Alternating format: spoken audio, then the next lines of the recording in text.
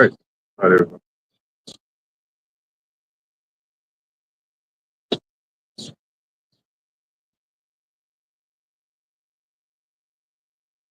All right, Shalom. First and foremost, we want to give all praises, honor, and glory to Yahweh, Bahasham, Yahweh Shai, Bahasham, Rakah, Wadash.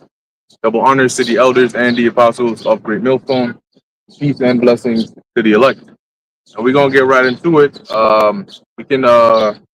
We can start with there's a whole lot of things we could really start. We could start with Jeremiah 30:7, and then Second Ezra 16. And pretty much in light of all the things that have been going on, right? We've been making some observations as to how the narrative is being formed, and it's moving very quickly. Right? I was watching a couple of videos last night on different basically aspects of this whole border situation, ICE situation, and sort of like the resistance to it by a lot of the Democratic side, right? So you're seeing a lot of cases where now it's not a matter of fact. Let's start with also Second Ezra 6 and around 24. Now it's going past a matter of just disagreement, a matter of opposing sides of I don't see it from your point of view to a serious fight back, right? These from what we're seeing, the footage and so on, the opposition to this deportation is it's serious, right? It's not something that's just like your average protest that people go and they gather, and when the police start throwing the tear gas and the crowd control ammunition, they start scattering and running all over the place. This time, people are actually serious. You got people that are vandalizing ICE cars, right? They're taking nails and they're basically deflating the tires, right? You had a video, I think this was in California. They're in an ICE raid where you had they basically had them vans and cars zooming out of there because the people were throwing these huge rocks right through the windows, cracking the windows, hitting them, trying to get them out of there, right? So there's a whole lot of real aggression that you're seeing, even in terms of the pushback from the people, because like I said, this isn't a case of like an officer choked out Jake to death, right? And now you're protesting against that. At that point, it has already happened, right? So you're basically protesting because you're upset that it happened, and you want to change and whatnot. This is a situation that is ongoing, right? This is a case where it's not a narrative that they're pushing on TV alone. They're physical actions towards it, right? You're seeing actual people getting grabbed up on the street and getting sent to either deported or sent to different detention centers. Some of them apparently being even U.S. citizens, right? There was a video of a woman, and she was saying that, you had an individual that was detained.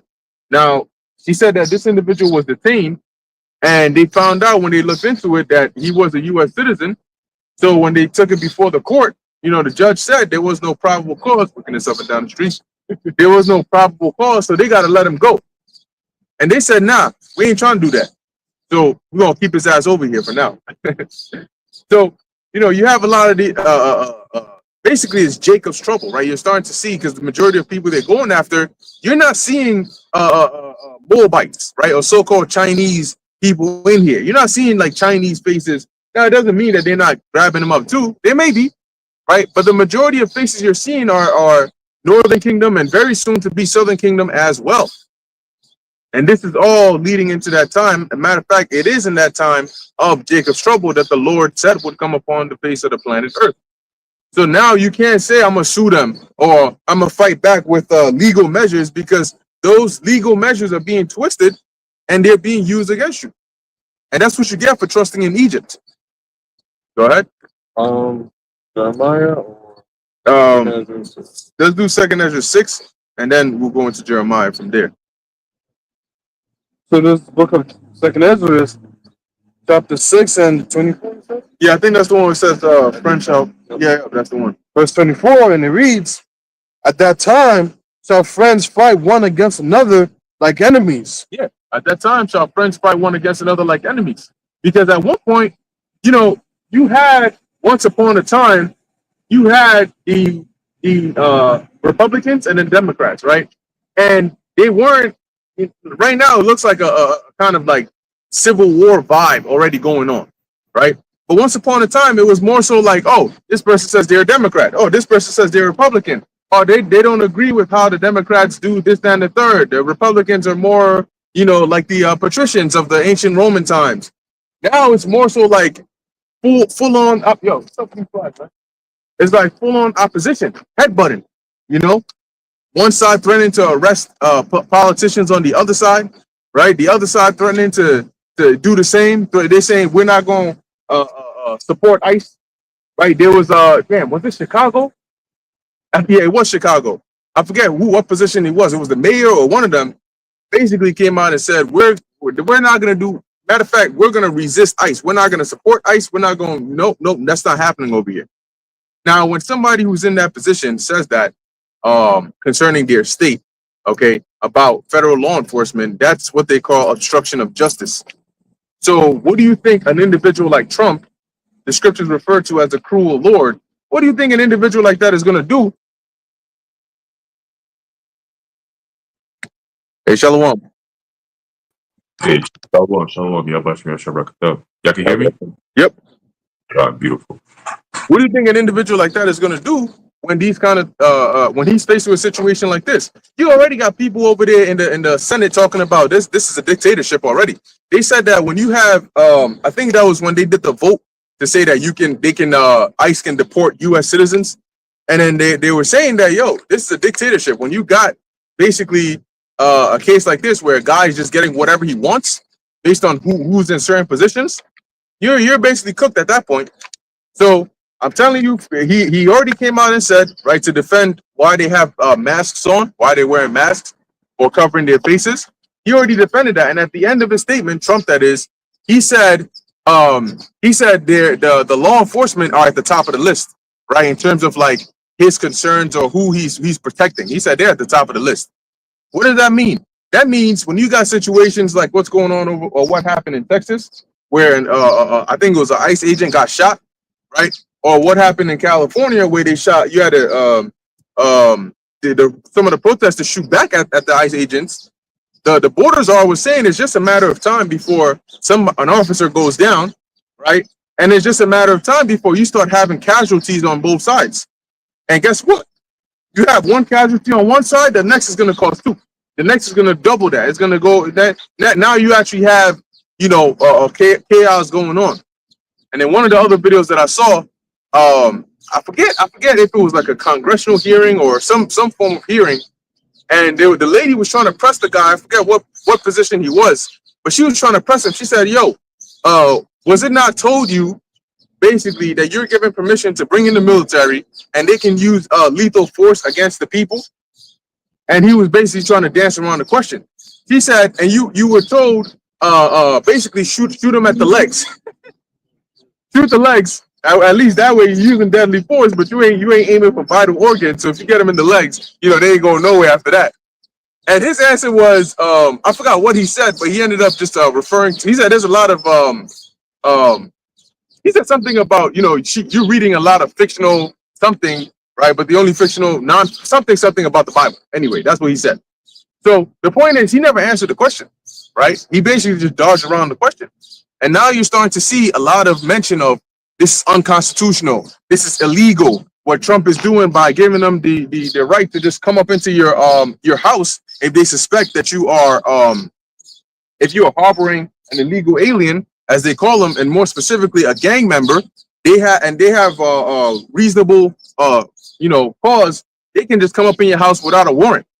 And when you look at the memos that they're using to bring this up, they're digging out different acts and executive orders that were on the books years and years and years ago. Now you ask yourself, presidents in the past didn't really a lot of presidents in the past signed these executive orders, but very few of them enacted them. And now you got Trump and his agency, and they're going back. They're like, yep, bring that one out. Yep, get that one too. Yep, that one and that one. You don't get no due process. That one too. Because now what Biden did was Biden created an America that can be justified as a state of emergency, right? Where you have your Rex 84 and all that coming into play. So Trump is basically going to be like a wartime president, the one who comes in. The country is now developed into like a chaotic situation, and now he got to bring in that order. And that's when people going to find out why he is a cruel Lord. Did we finish on 2nd Ezra 6? All right, finish on that. Oh, continuing, and the earth shall stand in fear with them. Yeah, the earth shall stand in fear with them, because the way things are developing is going to lead to chaos. It's going to lead to bloodshed. The prophets, when almost all the prophets, when they prophesy concerning this time of Jacob's trouble, there is some form of death, bloodshed, pain, and suffering. Yahushua himself said that this is the beginning of sorrows. So the whole world is going to stand in fear based on, one, the things that are happening to them, and two, the things they're seeing happening to others. All right? The world that you knew before is going to be gone. What's going to happen is, what you're seeing is, you had in the past, right? It's very interesting how the process of desensitization works, right? In the past, you had a lot of the whole concept of politically correct PC. It didn't exist in the past. And you want to find out? Go and watch those old TV shows. You actually had TV shows where you had the host kissing little children on their lips and shit. You know, parents would bring their kids over there, and I forget what kind of show it was, but I guess they could win something. And this guy would get mad close to them and shit, talking about some, you know, aren't you a pretty little girl, you know? And then you want to give me a kiss, and they'd be like, nah. And then one of them say, you dirty old man. He said, oh, I guess you can't win the prize then, you know? And you can see the kids were uncomfortable, but they had that shit on TV, and it was like a TV show that people would watch. It didn't get canceled. The dude is roaming around free. You got TV shows like the Boondocks. If you go back and watch that today, you'd be like, damn, they allowed that to air? Today you get canceled for sneezing wrong. So what you saw was you know, a raw world, uncensored, to a very, very heavily censored time, to now a complete 180 of that, again, through chaos. That was it on that? No. All right. And the springs of the fountain shall stand still and not flow for 3 hours. Yeah, because you're gonna have those droughts, right? As you're gonna have chaos on every front. People disagreeing with each other, civil war, civil turmoil, troops on the ground, right? These military vehicles. And look, right now, people going around, they see a tank and they'll go around and they'll try to like block the streets and all that. That's because in their mind, they're like, these guys ain't gonna run me over with a tank. That's gonna look crazy out here. But when they do run you over with a tank, people ain't gonna be jumping in front of the street anymore, because they're gonna think twice. Like, this thing might actually run me over. His ass is crazy. All right. What's the next one? Yeah, that's a good one. This is the book of Jeremiah, chapter 30 and 7, and it reads, Alas, for that day is great. Oh, and also, I think I sent this to you, Aharon. I saw a video. I was watching quite a couple videos.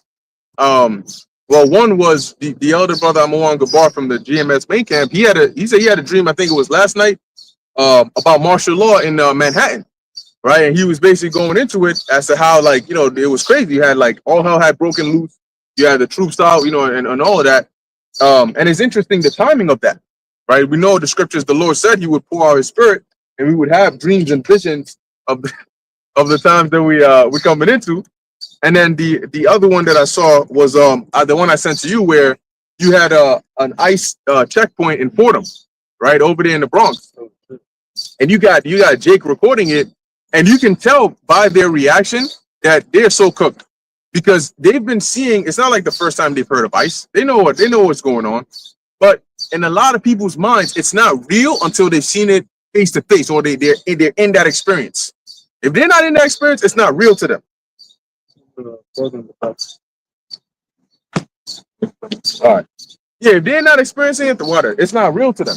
So when they actually saw it happening, they saw people getting detained and taken away. They're like, "Oh shit, yo, this shit crazy, yo. They got them in the this shit really real." The fuck you mean this shit really real? What do you think it was? It was fake because it was on TV. So very soon, as you see, they're blurring the lines between who their targets are. We always tell you it's the same tactic. They use it again and again. The first off, opening the borders and letting anybody come in, that was letting the person into the building. The starting off with illegal immigrants was getting the foot in the door. They get you to open the door, right? And then when you open the door and you're talking to them, they put their foot right there, so you can't close the door. That's all they need. If you want to get into the crib, as long as you got the foot there and they can't close the door, eventually you just, you find your way up in there. So that's what the illegal immigrant narrative was, is to get the foot in the door of a situation to where you can use federal law enforcement to go into people's houses. And now you're starting to see what we would always say as FEMA camps and like FEMA troops. Well, now they just changed the name to ICE, or they just labeled it ICE, and they're doing those same things. They're coming up into people's houses.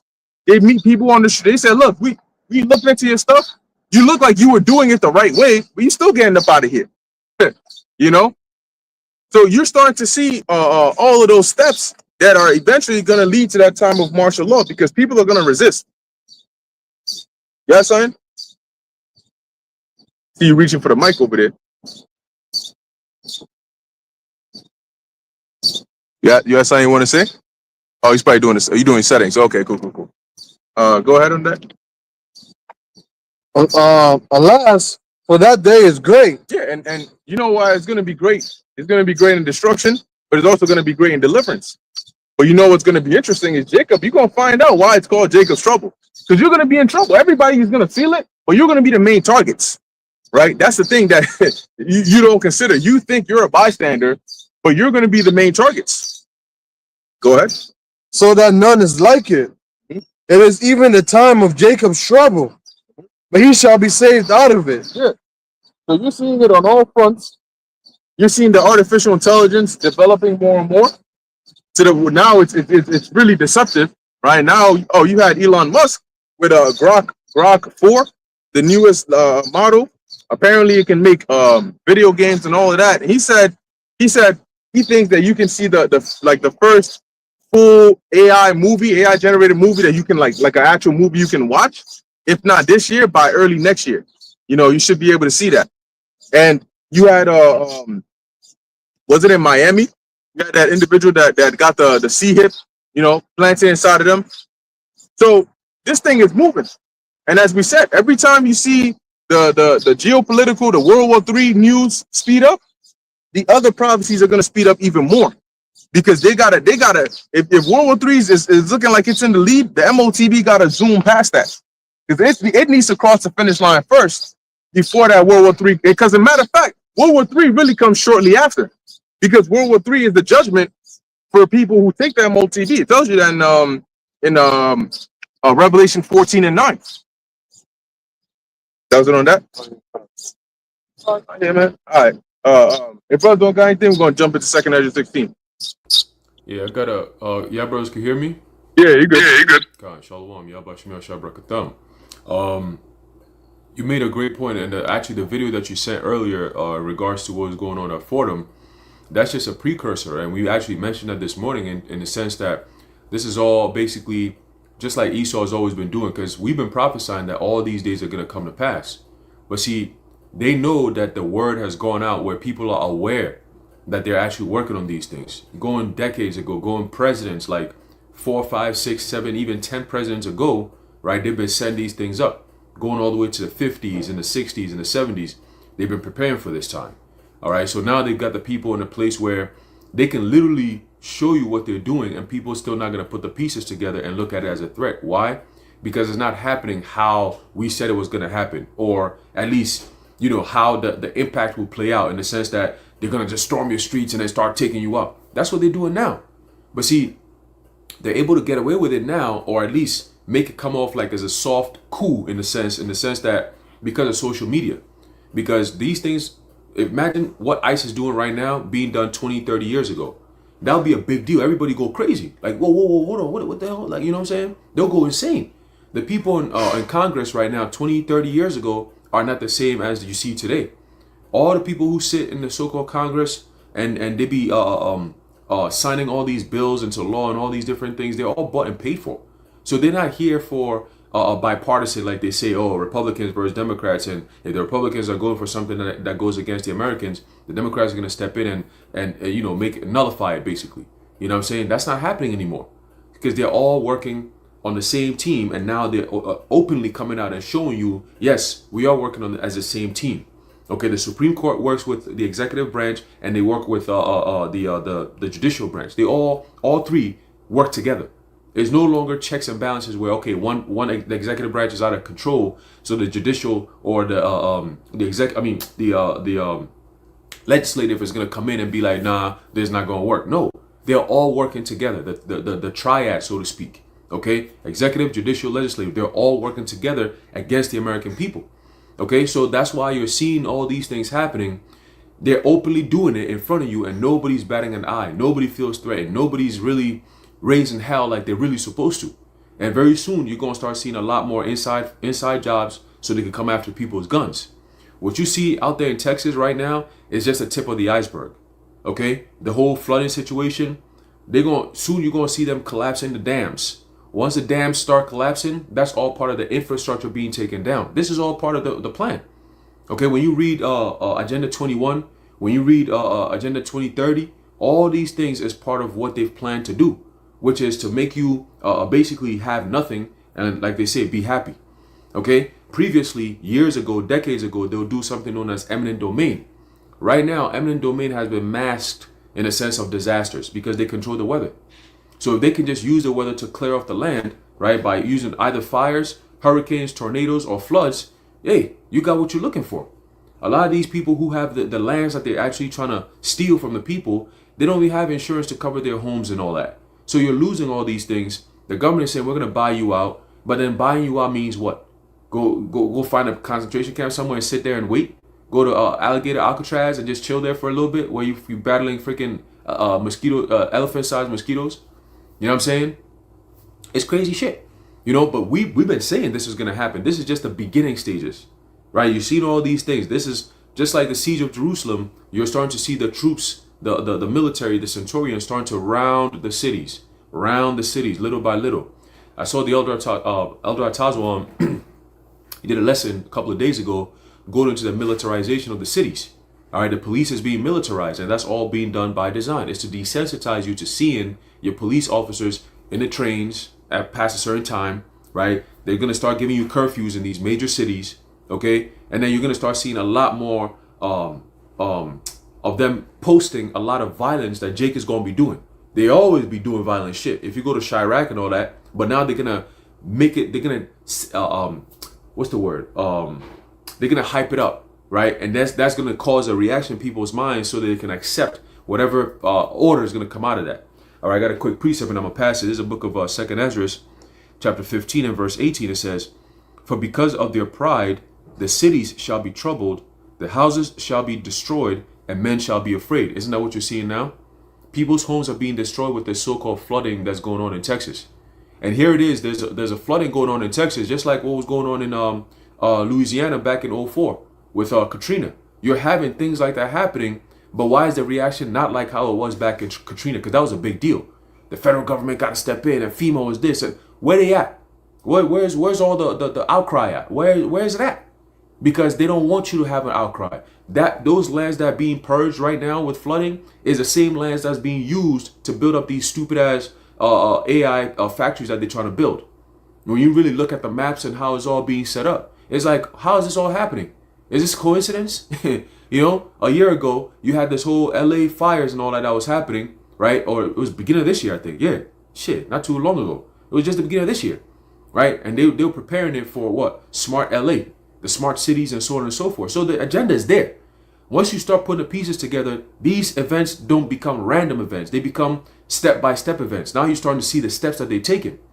Don't be surprised when soon the farms get hit with all kinds of different disasters, and that's going to affect your economy directly. Okay, so you got the tariffs going on. They're saying that the EU is getting ready to brace themselves for an impact that's going to happen when Trump's tariffs hit their places too. Okay, so how's this going to affect the global economy? How's it going to affect the American economy? How's it affecting everyone's lives? This is the most important thing. A few days ago, all right, I'm just going into different things that's going on to build it up, right? A few days ago, you had there's some news coming out in India that they saying that there's an outbreak of Nipah virus, okay? And they just did a tabletop exercise, and in that exercise, it was just like the Event 201 exercise they did before the CV. In this exercise, they talk about a virus that spawns out of India and it causes a fucking global pandemic. So we're already getting those stages. Everything is being set in stone, man. Okay, the Houdat, they've already finalized their One Accord Treaty. So at this point, anytime there's any perceived threat of a outbreak, they could just declare a public health emergency of international concern, and that's it. That's all they need to do. And at that point, you're going to see different things, right? They enacted the War Powers Act not too long ago. Now it's just been consolidated into this one thing that the executive branch has, which the president basically becomes a dictator, like you've been saying, Bakar, right? So they already have these things set in stone, ready to go, man. They've already done things to circumvent the Constitution. So in the time of martial law, you ain't gonna have something to lean on and say, oh, my constitutional rights, oh, my Second Amendment rights. No. Okay, and this is the build up to it. All right, but it says for the Second Ezra 15 and 18, for because of their pride, the cities shall be troubled. And when you notice, all this ICE raids is not happening in the suburbs, it's not happening in like the Amish country and shit. No, it's happening in the cities, the major cities where Jake is at. Okay, you got the whole migrant situation. Those sanctuary cities was mostly inner cities, man. Okay, New York City, what they got Texas, they got all kinds of different places, man. You know, and hey, Esau about to roll. It says what? The houses shall be destroyed and men shall be afraid. That's all a chaotic scene, bro. That is a chaotic scene, man. All right, and Americans are not used to that.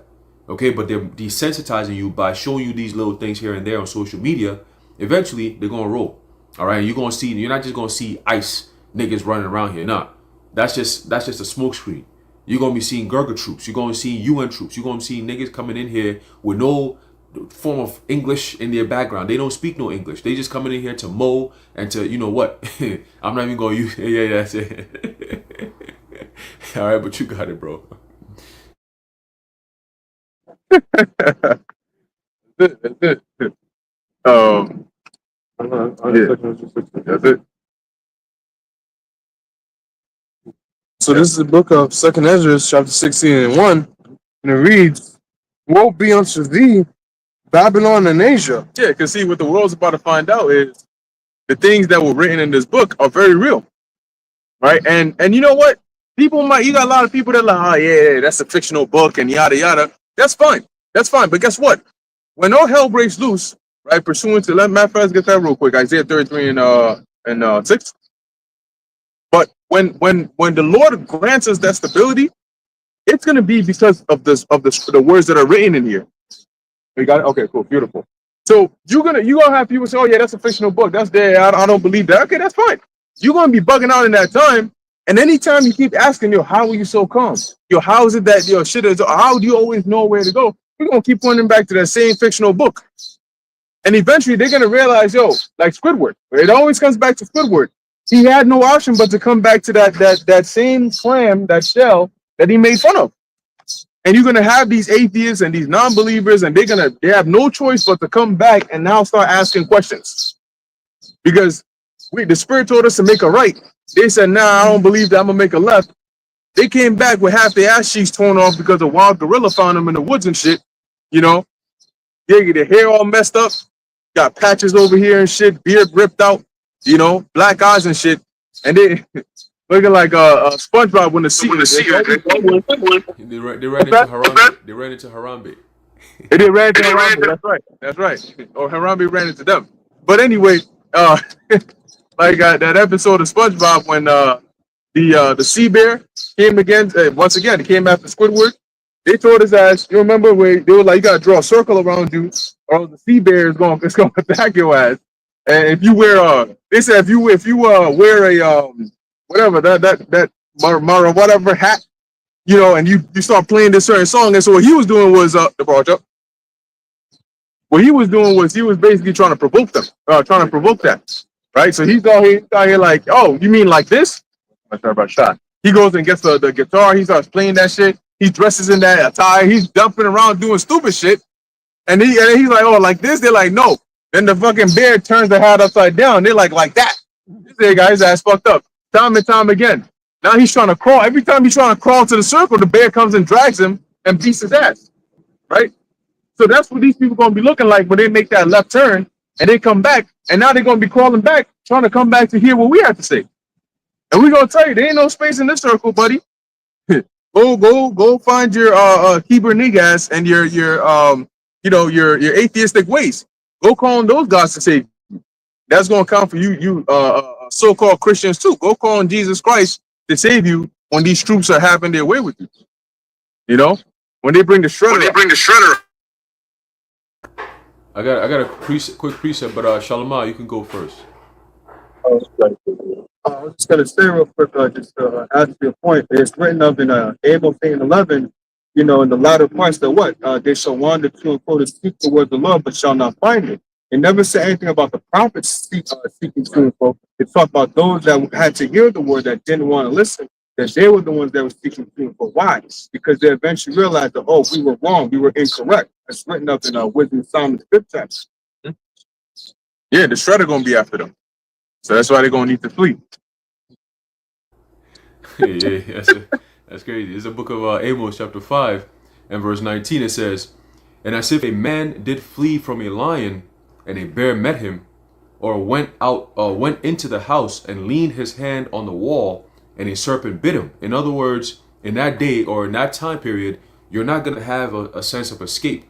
You know how in America people they take life for granted because they have tons of options. And that's all because of commercializing and all these corporations. They give you options of basically the same exact thing, right? So people are conditioned to expect some form of option. But when you're cornered and you are in dire straits and there are no options, what do you really do? When you've never been presented with this kind of situation, what are you going to do, right? You're going to call upon something that seems otherworldly to you, like God, oh Jesus. Like people are going to be calling on those kind of names, but there's no power in those names. There's no power in God and Jesus Christ, because witches, you could tell a witch, in the name of Jesus, repent, and the witch going to turn up even more on your ass, and she going to say, I've heard that many times. Shit, it strengthens me. Shit, So that you're not going to do nothing if you don't have the spirit and power of Yahweh Shem Yahushai, which ties in perfectly with Isaiah 33 and 6. You have to have the wisdom, knowledge, and understanding in order to be stable in these times, man. And I believe, Shalomar, you got that on deck, right? Yeah, you know what I'm saying? So that's the times that this is why the Lord sent us out here. Ultimately, without the direction and the compass, which is the scriptures, and the understanding of the scriptures, right? You're gonna be screwed. And majority of Americans, I'm telling you, I'll say 95% of Americans, even 98% of Americans have no idea what's coming. They have no idea. In terms of biblical prophecy, the order of prophecy, all these different things. Most of the things that's going on, only the prophets really understand the inner workings of it. Okay, that's why we're able to tell you these things years in advance. And then now all of a sudden, when they start playing out, people are like, "Oh my God!" Like they act all brand new, like we never said it. We've been telling you all these things was gonna happen. Okay, the preparation, the mark of the beast, the MOT, all that. We've been telling you all these things, man. Fighting against each other, war against each other, people beating each other, governments coming against you. We were telling you these things was gonna happen, man. Okay? And people looked at us like, well, oh, you guys are conspiracy nuts. Really? All right, cool. It says here, verse 5, it says, "Shall not the day of the Lord Yahweh be darkness and not light, even very dark and no brightness in it?" Meaning you're not gonna have any form of a glimpse of light or joy or hope. All right? That when something is gloom or the time is gloomy, there is no sense of hope, man. There is no sense of escape, right? A reprieve, so to speak. It's just gloomy. Like they say, we live in the dark days. Yeah, like it's not just like physical darkness, but actually like a feeling, like a darkness. Like damn, like we in some dark times, bro. You gonna have niggas, regular niggas going, man, we in some dark times, man. I never seen no shit like this before, man. Like yo, chicks getting raped left and right, people starving, people killing each other, people eating each other. I seen some lady, bro. She was out here like dogging her own baby out, man. Like I seen that shit on the side of the street, bro. Like yo, I seen shit, man. People gonna be traumatized. Women are not gonna want to go out. Like all that social media bullshit. You think you're a social media celebrity? You out here showing people your morning routine. Like who gives a fuck about your morning routine? You're not even that important. Like bitches wake up and talk about this is what I do in the morning. Who the fuck cares? You're not even known, bro. Who knows you? Like you know what I'm saying? It's so insignificant, these people. And it's so annoying too. And you got dumbass people that actually spend minutes to watch this shit. You ain't got nothing better to do with your life? That's what you gonna do your first thing you do is to pick up your phone and just start watching bitches tell you about their day? Really? And they got no skills, nothing. Nothing coming. They got nothing, bro. A lot of these chicks got no qualities to them. Nothing. That's why they expose themselves on social media, and to them that's quality. Right? It says what? It says, I despise your feast days, and I will not smell in your solemn assemblies. Right? So in other words, the Lord is not interested in your stupid religious activities and all this dumb shit. All right? Oh, we're gonna all come together and go to church, especially the black people, the blacks and Latinos, man. We all gonna come together. Let's go sit in the church. Let's come together and pray. We pray to God. You know, things are not good the way things are going. America's going down. We need to pray to God to help us. Fuck out of here, man. You got it, bro.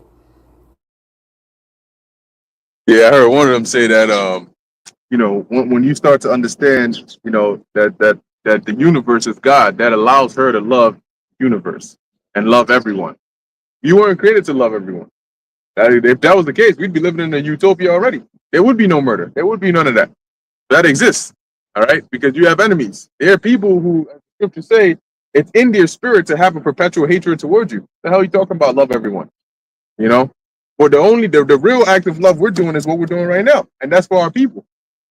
Got it, bro. Oh, and I think you said you had a point too, right? Yeah. Okay. Yeah, bring out your point so you don't forget it. I was going to say, regarding what Ron mentioned about people calling upon those names, but to show you that there's no power in those names, when you watch like those movies like Exorcist or whatever, like sometimes horror movies, sometimes you have a Christian person, they'll call on the name of Jesus Christ, and what, the demon will still attack you. But when you read the scriptures, what?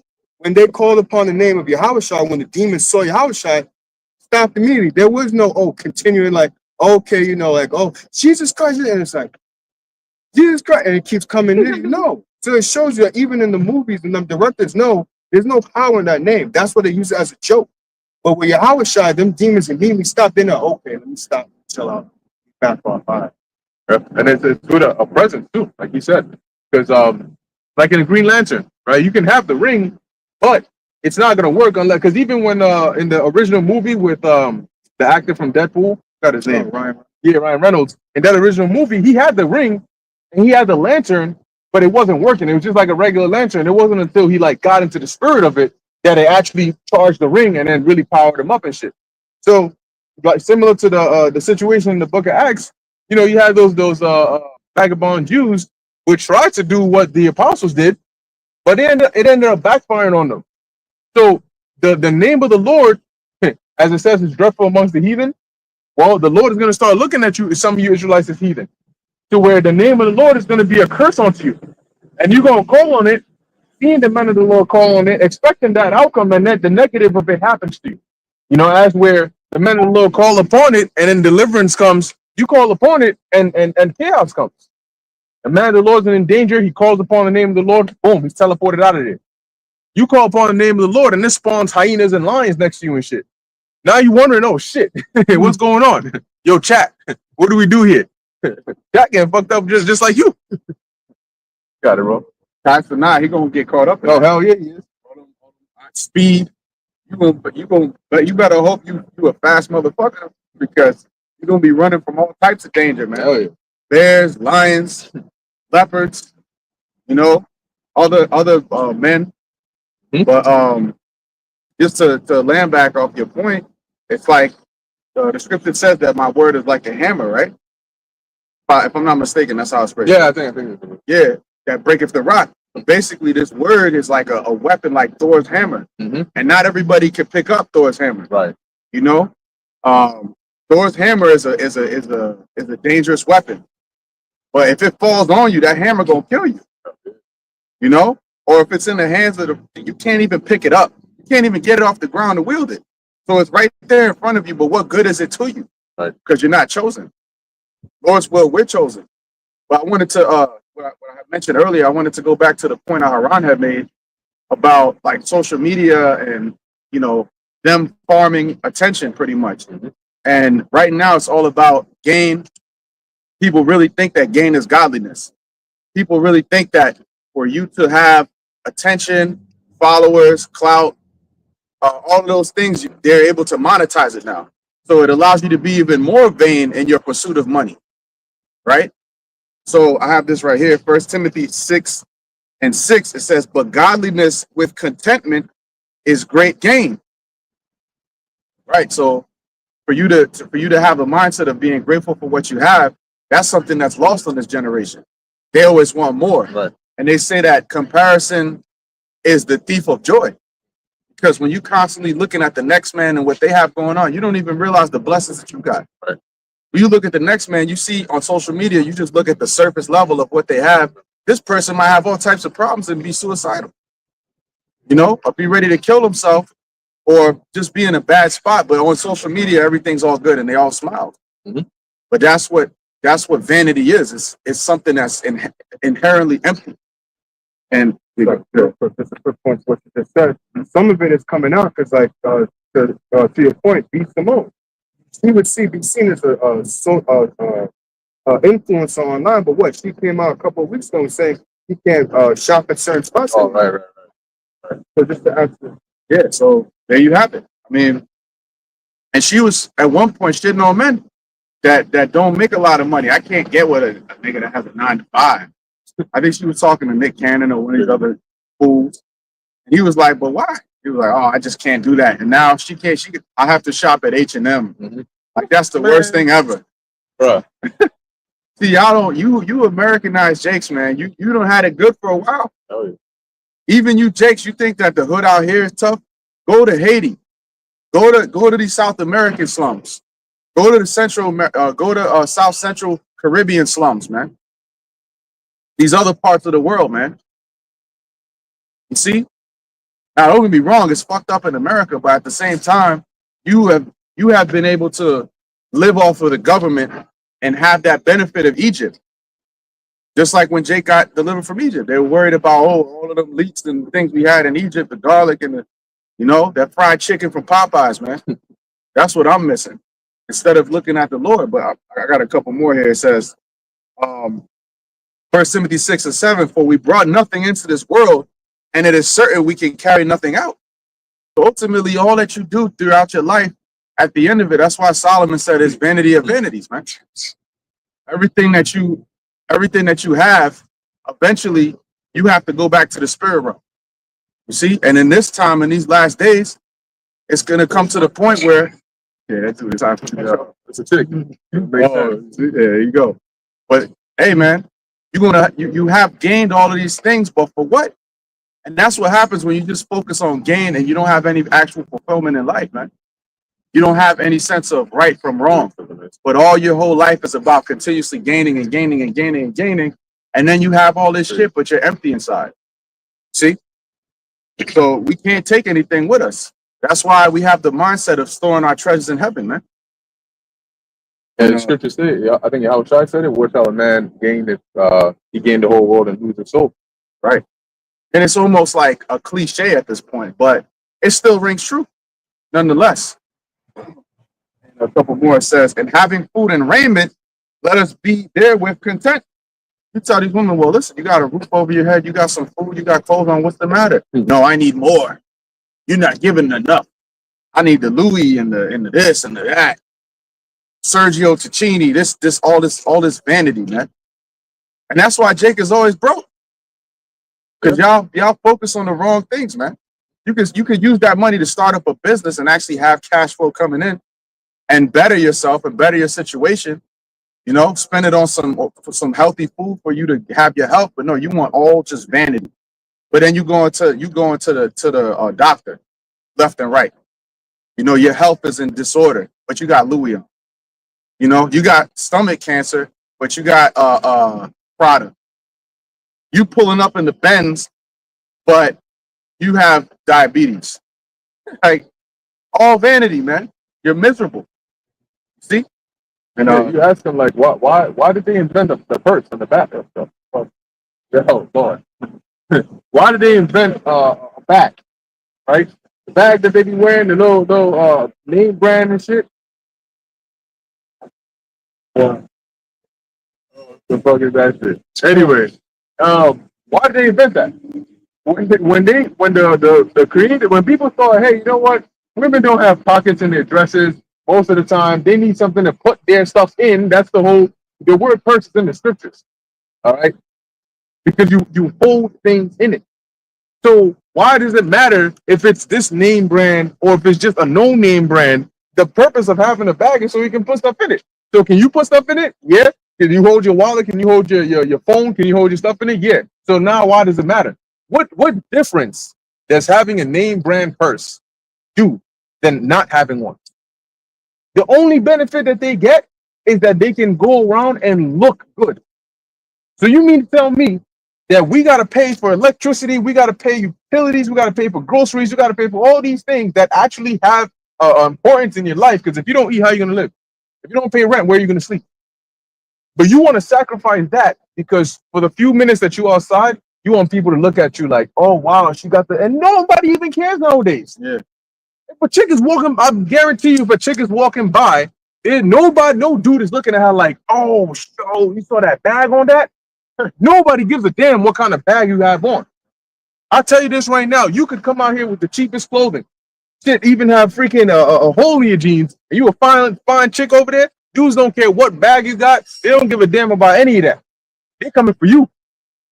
You know, so you really think about it, and that goes to show you. That's how the Lord says that logical reasoning has been. They weren't given as much of that as men. Let's just put it like that. All right, because when you try to think like how they think, you're gonna mess up your head. Because the shit that makes sense to them, it doesn't make sense at all. It only makes sense to them. You know, It's all in their mind. yeah. It's all within your fucked up head. Illusions. That Esau put it, and then that shit has all been exposed since the tariffs. That it's made in China, and they making it for pennies on the dollar, and they just coming over here because you niggas are stupid. Oh, I need that. That's all them mind fucking you, man. Say something. Esau, which I noticed from shopping down at Canal Street when I used to sell products wholesale, they'll go to Canal Street and get the fake joint, but because you see Esau with it, you think it's real. They pay cheap. When you go on to break your whole pocket, your man's pocket, you're not even paying your rent to buy the real thing. When they're not even buying the real thing, you buying the real thing to show the world you got the money for it. When Esau buying that stuff, and y'all just automatically assuming that it's real and it's expensive, they fooled you. All right, it's called the saying, fix you out the street. I mean, fix you out your off the block. Like they made you come up off of your hustle, like whatever money you was making, to put towards something that ain't even worth it. Because 9 times out of 10, when you got that pocketbook, it's full of nothing inside it. You ever check out what's going on inside of one of the pocketbooks? Shit that you don't even need that. Like, yo, you got this big ass bag. You can't even help me with the groceries because your bag, you carrying a bag full of nothing. Yeah, to fill it with more vanity. Sure, so. No, I was gonna say, yeah, the boss point. Yeah, one time I went in my mother's bag looking for a phone, and yo, when I went, I'm like, a whole bunch of just shit in there, and it's not just that bag. She has like 10 others, probably like close to 20, and it's all the same shit. It has like a bunch of receipts, a bunch of paper, a bunch of money. I'm like, yo, like, how is this organized? Now, mind you, I'm telling you, if I go tell her something, and this is not the first time I had it from experience, or my father says something, she's gonna complain back, oh, you and your followers got God promised them. But it's like, yo, how are you that disorganized? Then she said, oh, I can never find anything. Look at your bag. That really shows you the mindset of a person. Like, yo, if you have that like that, how much more other stuff as well? It's like that shouldn't be like that. Like, even I had the other day had to organize my bag and take out certain things that's not supposed to be in there. Because just like after a while you become lazy and let me just throw this here. Let me just throw this there. Then it's like later on, oh, where is this? And it's like, you're an adult. Like, okay, ladies, you want to sit there and say you're strong and independent, right? Well, it's time to act like a fucking adult. Move like an adult. This is what adults do. Be responsible. Be fucking organized. Salakia. But seriously, you want to be an adult, right? Be a fucking adult and act responsible. Be organized. Have things organized. Sometimes you watch, because my mother would watch it, like little women, they have like YouTube channels, they have like things labeled. Or be like that. Have shit labeled. No, you want to have shit here, there. Then come and ask me where shit. Don't You better not be watching these videos. yeah. But even if I done told her anyway, shit. Gotta keep it real. On his mother. Howard Shah told his mother, woman, what have I to do with it? You know, sometimes you gotta keep it real. You respect and you honor them, of course, but Hey, at the end of the day, bro, like if she's bugging, you might say, "Hey, mom, listen, let's have a conversation about this." I wonder if she beat him when he was a kid. Question for him. Yeah, I tell you, okay. Yeah, I think I'm right. Yeah, son. Precept real quick. Shalimar, you gotta ease up exposing your mom like that, man. You can't be doing that shit. Cooking your mother left and right. God damn. But it's needful because ultimately, she and just like all the other women or most women in our nation, they all are the curses are befalling them. That's another sign, right? That we are the Israelites, right? Even just our daily lives and the people that we live with. All right, they live according to the ways that the Lord said they will be living in these last days, right? Now I got a quick precept. There's a book of Isaiah, chapter 3 and verse 16, going back to the point Aishiar made about, and Bakar made about women and how vain they are in today's society. You know, they got all these bags and all these different things. When you actually look at the predominantly the women that actually push that type of bullshit is mostly the so-called black women. Okay, the most, the least desired, most unwanted woman. All right, they do the most unwanting shit. Okay, and that's all biblical prophecy. All right, there's a book of Isaiah chapter 3 verse 16. It says, "Moreover, the Lord Yahweh saith, because the daughters of Zion are haughty and walk with stretched forth necks and wanton eyes, walking and mincing as they go and making a tinkling with their feet." And why is that? Because of all the bullshit vanity that surrounded them. All right, they want to buy Prada bags and all these different things, right? Mad expensive ass shit. They call it name brand, like Bakar said, right? Which is all propaganda. Okay, what is name brand? Name brand is just something that's made up by somebody. He has the resources and the ability to create a desire for a product that he's trying to sell. Okay, just go tell celebrities or whoever, hey, look, I need you to go wear that Prada bag and present it like it's some new shit that everybody needs to have, right? And if you have it, then it shows your social status, your high status in this society. Okay, so people bitches see that shit. Okay, Kardashian got this bag. Oh, I want to look like her. All this body dysphoria, all this crazy shit that's going on, making lip injections, breast injections, breast implants, butt implants, all kinds of different nasty shit. Okay, deforming your natural beauty to look like an artificial chick that you never meet in your life just because you see it on your Black Mirror. That's crazy work. All right, what kind of mind do you have to have in order to deform your whole body just because you want to look like somebody who you see on TV? That's crazy. Take your ass to the fucking gym and work out, bitch. The fuck? What's wrong with you women out there, man? You know? But anyway, it says what? And because it says wanton eyes, right? When you go to the word wanton, all right, it says here, it says resistant to control, willful. Isn't that what these women, they behave like? That's why the apostle calls them hyenas, man. All right, brothers call them big back hyenas and shit. They're fucking annoying as hell, man. They got just like a lion who see a hyena and want to take their head off. That's how we feel about these so-called black women. They're unreasonable, they're resistant to control, and they're willful. Okay, it says lacking or deficient. Okay, it says really lacking what? Direction, lacking a man's authority and control. All right, to guide you, to anchor you. That's why they're all bugged out and out of control, man. All right, they need to be controlled and they will be controlled. Okay, talking about I don't need no man. Somebody going around asking these women, are men important in society? No, we don't need no men in society. Bitch. These stupid ass women, bro. Silly women. It says what? It says literally to pull or to draw, right? It says unpulled, right? Especially of sexual indulgence, inhumane, merciless. Okay.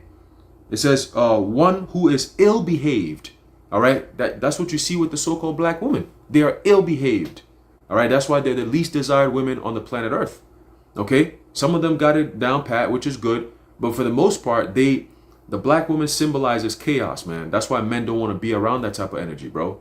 It's just a whole bunch of toxicity, bullshit that don't make no sense, make a man's blood pressure go mad high. You notice a lot of men who are married to black women, their eyes are always bloodshot red because of the stress. Okay? They're so stressed out. Niggas always want to be at work because he don't want to be home. You know what I'm saying? If he comes home, it's over with. You call it, yo, bro, we out to get some food. Nah, the wife is home today, bro. Damn, the fuck you mean the wife is home today? So what? She ain't coming with us. Let her stay home. You know what I'm saying? But it's that toxic bullshit that men have to deal with. Okay, and it's all going to be turned upside down in the kingdom, man. All right? It says here. Hey, real quick, Uh, so just to back up your point, right? Because you got some, some people, they think that when we say that, we just making shit up. We just like to say random shit about women. I saw this video yesterday, right? And you tell me how much sense this makes. Woman tweaking out her car because a man looked at her. See if I could get it nice and good on here. Somehow we've reached the point in time where women are now posting mental breakdown videos in their car, screaming and crying because they made eye contact with a man. Hold up. Yeah, Slack. Let me pull it back. I don't know what. There we go. Somehow we've reached the point in time where women are now posting mental breakdown videos in their car, screaming and crying because they made eye contact with a man. The anger I get from making eye contact with a man is like so ridiculous sometimes. Look at the hives I just got, literally just from making eye contact with a man. I literally feel so disgusted. I feel like don't look at me! So this shit, if this is normal, then we're just the crazy ones, right? So when brothers say like, yo, they're bugging, they're crazy, like it's not, we're not making shit up. Like this is real. Like you got a woman in her car tweaking because a man made eye contact with her in the gym. So she's bugging out. Don't look at me. Hey, go ahead, bro. Hey, the Most High gonna put all these demons to death, man. Gonna burn them up, bro. It's annoying, bro. Just you got to backhand. Hey, soon, baseball bats are gonna be a thing. Watch, it's gonna be a thing, bro. People like that, you just bash the fuck out of her and just keep it moving. Some GTA shit, just keep it moving. GTA 6 is coming out soon, right? That's what they say. It's gonna be GTA in real life. Shit. All right, so continuing, it says, verse 17, Isaiah 3 and 17. Therefore, the Lord will smite with a scab the crown of the head of the daughters of Zion, and the Lord Yahweh will discover their secret parts, right? So in other words, he's gonna make your ass bald.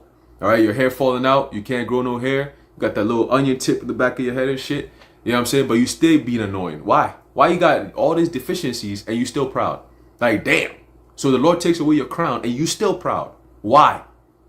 Crazy work. It says, in that day, the Lord will take away the bravery of their tinkling ornaments about their feet and their calls and their round tires like the moon, right? In other words, the things that makes you beautiful, right? Because when you look at the women in the ancient world, they used to have these things that they put around their waist from birth. As they grow, it shapes their body, and it looks so good when they walk. You see that thing moving left or man. I'm telling you, they were nice, shorter, nice and feminine. Why wouldn't you want to be that? It's a beautiful thing for a man to walk in and he see a nice smelling woman. She look good in her element as a woman. It makes a man want to do things for you. You see what I'm saying? Also want to do things to you, right? But you got all these fucking brolic ass hyenas and shit want to always square up with a man, getting all crazy. That's a turnoff. And then turn around and say, oh, why, where are all the good men at? No, the good men are going for the good women. The good men don't want no bad bitches. We don't want that shit, bro. We don't want that shit. I don't know who told you this is what you should be, right? You run around calling yourself a bad bitch and think that a good man want to be with that. What type of crazy ass mindset is that, right? There's a virus and a cancer that's going to be eradicated very soon. RFK talking about make America healthy again. Eliminate these hoes. That will make America very healthy. Trust me.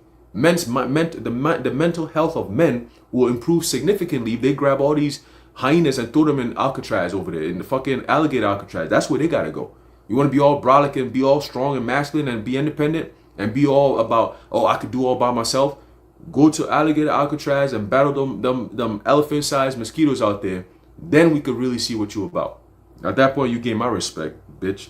Continuing verse 18, it says, verse 19, it says, the chains and the bracelets and the mufflers, right? The earrings, the bracelets, the veils, right? All these different things the Lord had these women have on them, right? You go to the east right now, the Persian women, you see how they dress? They got the chains around their hands, the bracelets around their waist and all that shit. And then when they move, you see the waistline be moving and shit. That shit is nice, man. You know what I'm saying? They all covered up, so you could use your imagination a little bit. Like, damn, I sure you look good. Like, you know what I'm saying? You could use your imagination. But over here, they put everything out there, and it's disgusting too. You'd be like, oh, I ass out like this shit is disgusting. Why you showing that shit, bro? Like, Look like a freaking ass of a baboon, bro. Stop doing that shit, man. It's disgusting, bro. It's annoying. You know what I'm saying? We're cooking with grease today. Verse 20 he says, the bonnets and the ornaments of the legs and the headbands and the tablets and the earrings, right? All again, the enhancements of beauty, right? It says the rings and the nose jewels, the changeable suits of apparel, the mantles and the wimples and the crisping pins, right? Going into what? The bags, the purses, right? That's what we're talking about. Going into the vanity. Okay? Going into the vanity. You got all these things, you amass all this bullshit on you, and you're not even valuable. All this assets of value, but you and yet it doesn't even make you beautiful. It's like dressing up a pig. It's still gonna be a pig, bro. It don't change the fucking pig from being a pig. You know what I'm saying? That's how these so-called black women behave. They behave like baboons and hyenas and pigs at the same time. Detestable. Fucking vulture looking ass. No hair, just bald ass neck, walking around here talking about you some bad bitch. Bro. Anyway, it says the glasses and the fine linen and the hoods and the veils, right?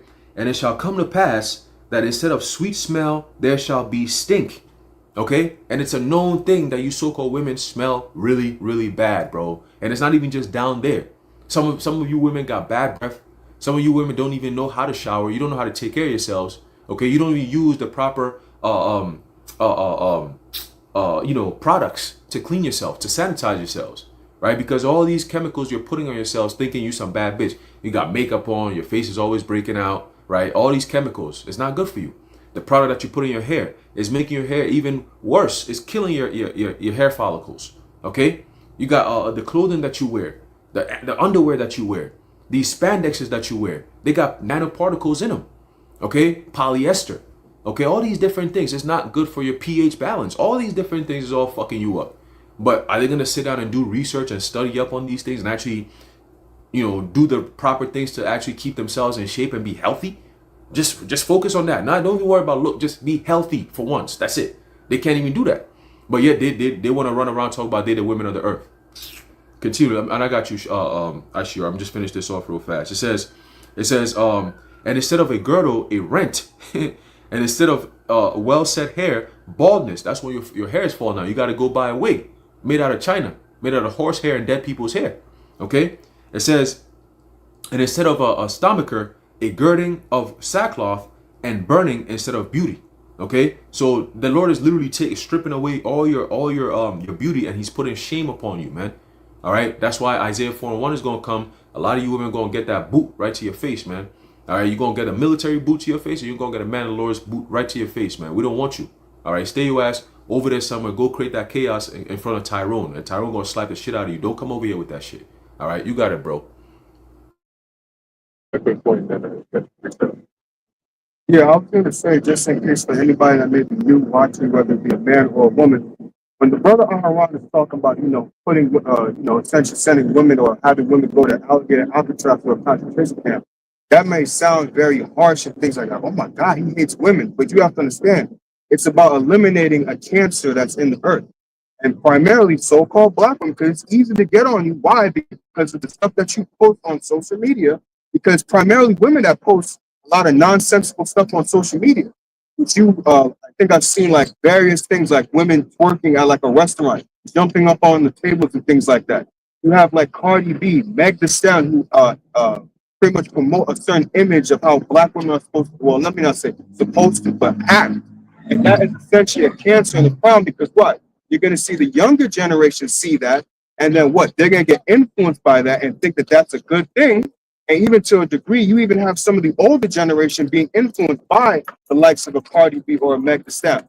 And it's just propagating, multiplying a cancer that's in the earth that you have women that are acting a way that they're not supposed to act at all.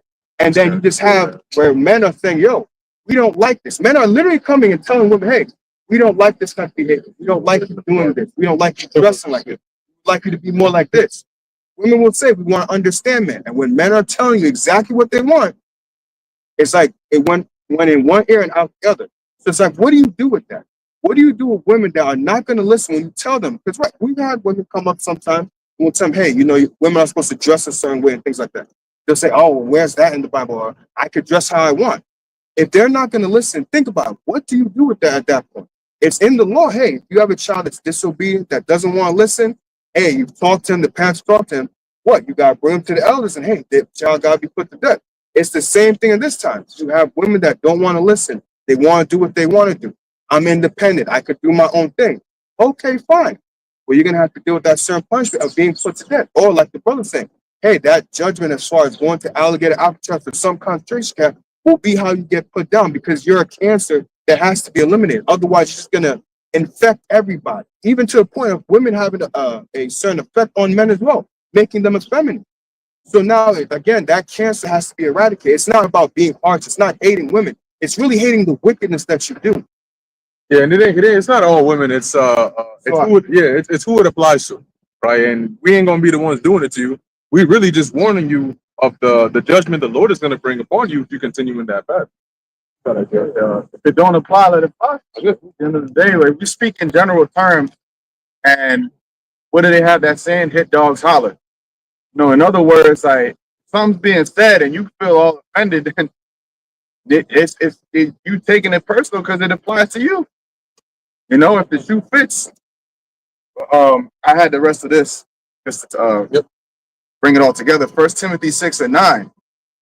I'm gonna read it in the NLT. But people who long to be rich fall into temptation and are trapped by many foolish and harmful desires that plunge them into ruin and destruction. So that means what? Your whole life purpose, the bag. You idolize Floyd Mayweather. You idolize LeBron James. You idolize these black bootleg clowns. Yeah, I'm gonna shit on LeBron, so I know Aaron's happy about that. Fuck LeBron. I mean, he ain't that bad. Yeah, all right. Nah, but yeah, you know, just to bring the point home, all of these celebrities they roll out, they put them on the forefront for you to be like, well, that's who I want to be like. But you have to go into the history of the boule and understand what they were meant to be used for. They're meant to say that, look, the acceptable Negro, the acceptable Jake that is rolled out, this is who you should strive to be like, the controlled one, the one that we have the battery in their back. And that's what they were always designed to be. See, you niggas can make it here, right? Because Esau, he hates us, but he still needed us to build up his kingdom. Because it marvels me sometimes, I think, like, why didn't Esau just kill all of us? You know, he had the opportunity to do it, but he just knew that I need them, just like in Babylon. They used the elite of Jacob to build up their kingdom. And this is how Babylon the Great became great, make America great again. How did it become great? Right.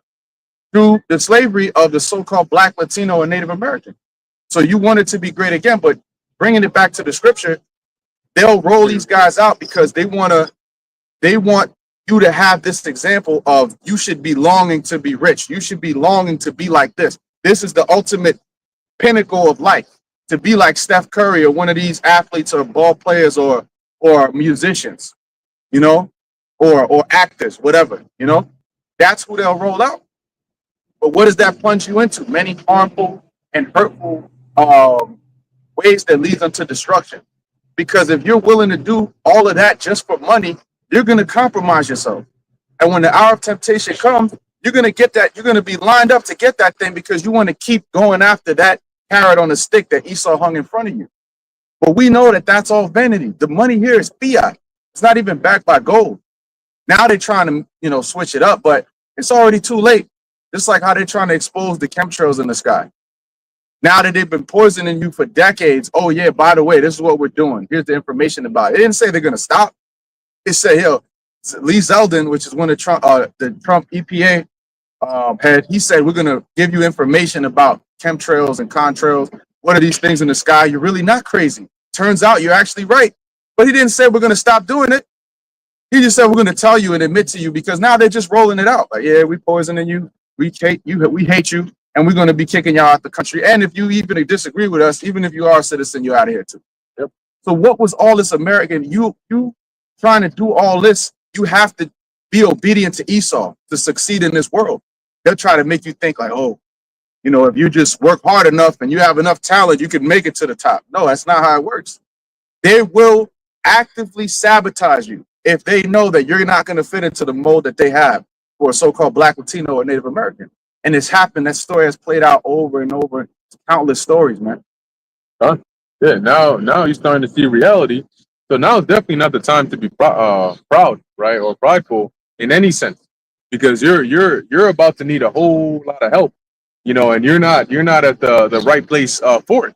Okay, the one that can help us, Yahweh Shem Yahushua, is the one that you spent decades making an enemy out of.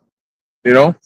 As a matter of fact, let's also get Isaiah 30. Won't see that go down to Egypt for help, and then we can go back to 2nd Ezra 16 because it covers a lot of the calamities that these prophets saw that will come upon you that you're starting to see now. And why is it so important that we identify this? Is because you'll get out of the delusion that, oh, if we protest hard enough, ICE is going to stop, right? Or if we fight back against these legislations, you know, hard enough, then we'll be able to make a change. No, you won't, because according to biblical prophecy, you don't. The story doesn't go in a way where you make a change. The story goes in a way where chaos continues to get worse and worse and worse, and now you got ICE kicking down your door, grabbing up your family, and you can't do anything about it. Because like Haran said, they're gonna come for people's weapons. You know, that's where they have the Jade Helm exercises and so on. They demonize the thing they want to attack, and then they use that as justification to go for it. Okay, they can stop it, but why would they do that? No, they'll purposely, like, for example, Pearl Harbor. They'll say, "Come and attack us," and we'll make it look like we weren't aware that you were going to do that, and then we're justified to come back against you. That's it. Yeah, I was gonna say, Salaki, to your point that you made about how people think if they essentially protest or whatever, that's gonna change anything. Well, look at the Southern Kingdom. Look at so-called African Americans. They were protesting. They were trying to have civil rights movement and things like that. But what? Do you think that stopped the hatred? Do you think that stopped anything? No. So to your point, history shows you that these people who are in power are not going to stop just because you want protest. They have an idea, they have a plan, and they want to see it through. And you have that new trend now with they'll show Jake doing the most wildest shit, baby mama situation. They'll interview a YN in the hood, and they'll be like, "Yeah, man, my whole life is to live off of government assistance." And then the caption will say the CIA is popping bottles right now. Because basically, that was the whole design. They integrated you to destroy you. Right. Now you're integrated into Edomite supremacy. Now you rely on us more. We took away your self-sufficiency. We gave you something, and now we're going to take that away too. Now you're stripped bare because you relied on Egypt. You trusted in oppression. And I got one more verse for you. Okay. And also Matthew 24.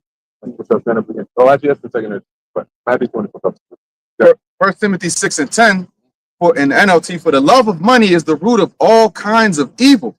And some people, craving money, have wandered from the true faith and pierced themselves with many sorrows. So yeah, the love of money. We all, money is a defense, the scriptures say. You need to make money. Obviously, we're not saying, yo, go live out of a dumpster. But when you desire it to the point, I have to be rich, I have to have a nice car, I have to have a big house or designer this and designer that, I got to be able to go at $500 steakhouses every night, then you are allowing the love of money, which is that root of all evil, that desire to have more, you're allowing it to corrupt you, right? And it says some people having craving money have wandered from the true faith and pierced themselves with many sorrows. You see guys that they're in the truth, and you're not going to be winning all the time. The Lord, don't get me wrong, the Lord will bless you at times. He'll make sure you're good, but we're not going to have this ridiculous abundance all the time. Right. And in Jacob's trouble, the Lord may have it to where the men that have been faithful, they end up getting that anyways. Well, we know that that's what's going to happen. Right. But at the end of the day, men that are in the truth, they're like, man, I'm losing. I'm suffering. I got this, I got that. I got evicted. I lost my job. I'm going through problems. And they start blaming the truth for all their problems. And they say, man, if I wasn't in this truth, everybody would love me again. Not realizing that you just in this Edomite's world right now, you're just a nigga to them, and you're disposable. And even whether you're in the truth or out the truth, you're gonna suffer. So you might as well suffer for righteousness' sake, man. Right. That's really seeking evil. If you think that, if I was out the truth, back in the world, they would love me again. Well, why don't they love you now? Because the things they love are evil, and you separated yourself from that, right? So you're really saying you would really be seeking love from the enemies of the Heavenly Father. What would that make you? An enemy of the Heavenly Father. Like they say, like, imagine you in like today they call them the ops, right? You're in a gang and you're trying to seek love from the police or the rival gang or the CIA. What the hell does that make you? That's gonna make you an enemy to your. They're gonna look at you as a traitor, right? So here it is. We're in the times, man, where people don't know how vulnerable they are, but the Lord is about to show them, man. You're about to find out just really how weak and vulnerable and powerless you are, and you're seeing that now. You know, at most when these and this we keep going back to ICE because that's like the hot topic right now, but at most, when they start storming up, you know, they're pulling people out of their cars and they're arresting them. What is it that you can really do but just talk? You know, while they put you in cuffs and put you in the back of the car, you can't really do much. And as it starts to escalate more and more, and they start, you know, getting more and more aggressive, people are gonna find out how vulnerable you are because you think that if you talk loud enough, what they're like a black bear, that you're gonna scare them off. What happens when the black bear you confuse it for a brown bear, you know, or a grizzly bear? And then nigga look back at you like, you thought I was stepping back because I was afraid of you? No, you got me mixed up with the other guy. You know, because then them bears will show you how fast and agile they are. A bear will climb a tree or a fence faster than you can think. You know, let him get on all fours and then see what he going to do to you. So the Most High is about to show this world what it's like to be humble. What happens when you piss off the creator of the universe? You act like, people act like they don't care. I saw a video of this guy. It shows you, man. Jake is they're so gone. He's in a car and I think he's lighting up like a blunt or something like that. And in the he's in the car in his crib, but in the roof of it, there's a bug. It's like a mixture of a praying mantis and a big ass cockroach. So he's here on camera and shit, like, yeah. Okay, he sees that shit, he just starts bugging out, you know, screaming like Courage the Cowardly Dog. Literally, that's what it was. You know, he started screaming and going crazy in his car. And it's first off, it's a split second. And number two, it's a tiny ass, like, compared to you, it's a very small bug. But something like that scared the living life out of this guy. Something you can literally just punch on your thing and it's dead. And if that will scare you into screaming like a little girl, what do you think the King of Terrors is going to do when he has said openly in the scriptures that it's going to be a time of great terror? That people are going to be so afraid, they're going to die over shock of seeing the things that are going to come upon the face of the earth. And people are not prepared. Even if this was the most fit society in all of existence, you still wouldn't be able to do anything against the judgment to come. You know? So how much more for the now where society is that like the Lord got you at, your guard is at the lowest it's ever been. What was, oh yeah, you got something. Oh yeah, now I was just saying concerning the Lord and his judgment on the whole earth, man. Oh, I see it. The plagues that he gave Pharaoh to be enough, and to not wanting to partake, going against the Most High, right? To take the firstborn sons of all the people of Egypt, all right, the locusts, right? All these plagues that he did in the past, like lower level compared to where he's saying he's gonna have judgment on the earth when he returns. So that right there, terroristic threat that you shouldn't take lightly, you know, and that goes to all nations, including his own people, because we all gonna be affected by the judgments when the Lord comes back, because he's judging the whole earth. You know? So with that being said, you know, precept I wanted to bring out was in Revelations 18. And because of the wickedness of all people, man, that they all got a reason to be judged, the Lord said, Revelations chapter 18, starting from 3, says, for all nations have drunk of the wine of the wrath of our fornication. And so y'all all was partakers in the wickedness of this earth, right? And that the kings of the earth have committed fornication with earth, and the merchants of the earth are waxed rich through the abundance of the delicacies. Y'all all gonna have to be judged for that. And the Lord also says, you know, that the dragon told his people to come up out of her, right? Because we all indulging in the delicacies of her wickedness. So everybody got some type of shame on their head to a certain extent, but the men of the Lord, the elect. Because if you did it in the past and you gave it up, that's being reborn again. That's what we're trying to escape, man. Those harsh plagues of the earth that's coming to y'all. Right? I got hell of pain, man. These things that's coming onto the earth. Look at Texas. Right? Either it's man-made or the Lord is still suffering judgment. That's just a tip of the iceberg. What? Get that in Isaiah.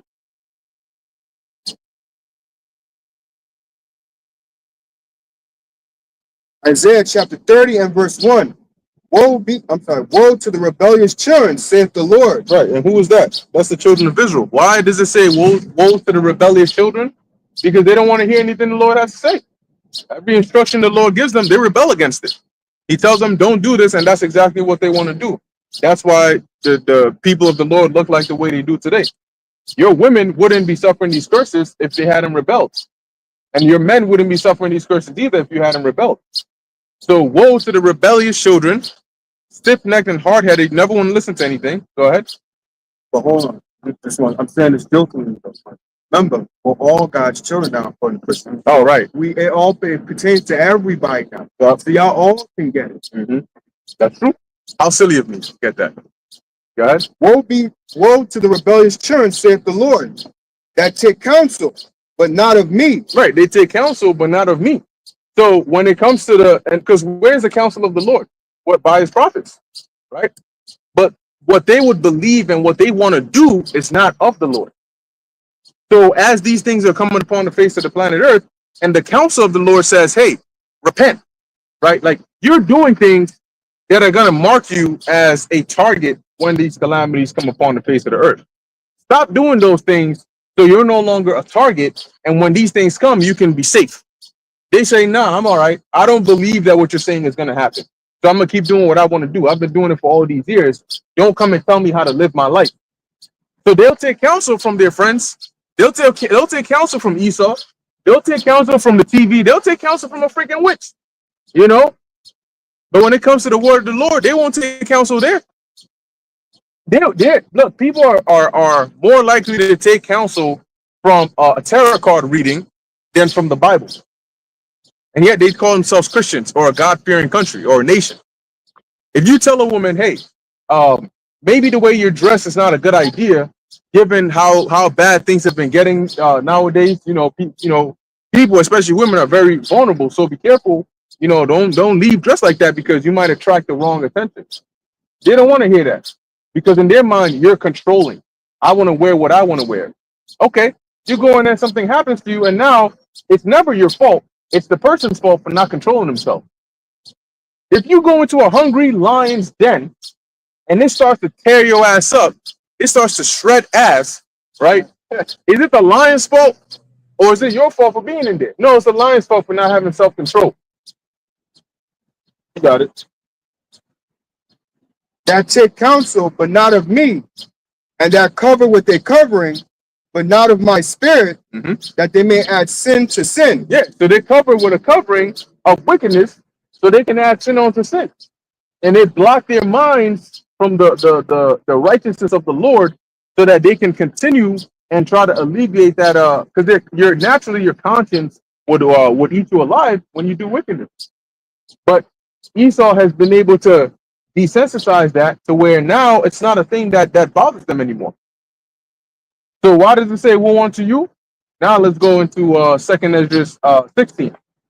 We can start at the top because that whole chapter is good and it covers the different kinds of calamities. I think it's either 16 or 15. It covers the women not having any helpers, their husbands dying in the wars. It covers the people breaking into other people's houses. It covers the troops that are going to be looking for people in the streets. You got it? All right. Stop here. 2nd Ezra 16 and 1.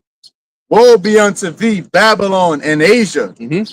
Woe be unto thee, Egypt and Syria. Yeah, so this is basically everybody could get it. Now, Babylon there is prophetic, right? It's referring to this time. Okay, go ahead. And it's referring to America. Gird up yourself with cloths of sack and hair. What does that mean? That means prepare yourself. Cloths of sack is sackcloth. All right, and you put that on in the ancient world as a sign of mourning, right? So when they say when the scripture say, gird up yourself with sackcloth, it means prepare to mourn. Because the next things that I'm about to say, or I'm about to, express onto you is concerning you is not good. All right. Go ahead. Bewail your children and be sorry. It's like before you see something very shocking, they always give you that warning, viewer discretion is advised, or they give you a handkerchief like you're gonna need this. That's basically what Ezra had at the top of that verse. Yeah, you're gonna need this. Gird up that sack, get that sackcloth because you're gonna need it. They had it. Gen Z is so soft now. They had to put a disclaimer before rush hour. Like, goddamn. That's crazy. I'm sorry. This is we love our buddy cop movies, but this might be offensive to certain audience. Y'all offended by a rush hour, bro? What you gonna do when the judgment drops, man? Right. You offended by a movie? Come on, bro. Yeah, it's crazy word. And it's always somebody else's fault. Got it. For your destruction is at hand. Yeah, that's why he said gird up with sackcloth. Because your destruction is at hand, meaning now is the time of the judgment. And when he saw that, it was concerning this time that we're living in. So this very time we're living in is the prelude or the intro into the destruction of this place. And that's what you're starting to see around. That's why you're seeing a country in such disarray. Like, it's literally, when you see elections and presidential candidates start, are attacking each other using ad hominem attacks and all of these things, and you see actual political party calling for violence, right? Like they're being told, hey, do you know that your laws and executive orders that you signed have given people leeway to commit crimes and murder in the streets, and you're trying to deflect that and act like it's all good? Guess what? You're at a state where your country is destroyed.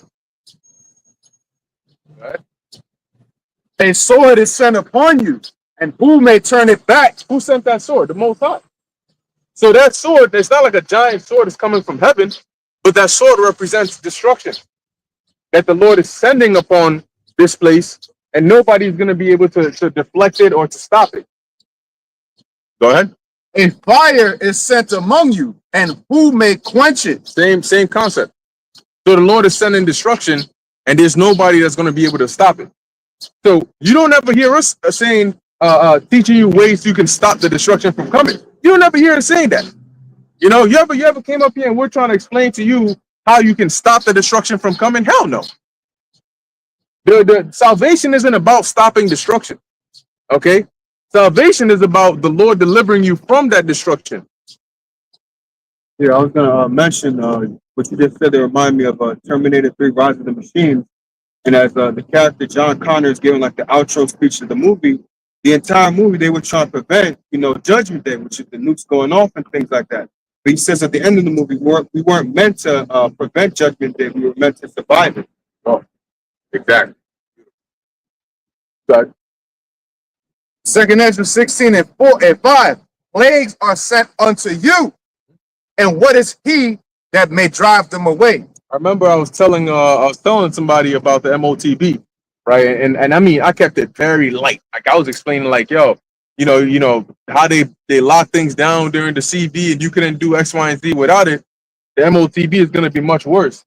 And they got scared, right? They got afraid. They're like to the point where they're like, no, stop. Like, please don't say anymore. Like, it's too scary. I don't like hearing scary stuff like that.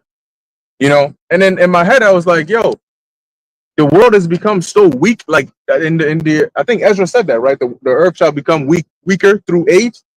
But I mean, it's become so weak, so weak to the point where words about reality are so scary that people are like, I don't even want to hear it. Like, I can't even stand to listen to the things that are going to come upon the face of the earth.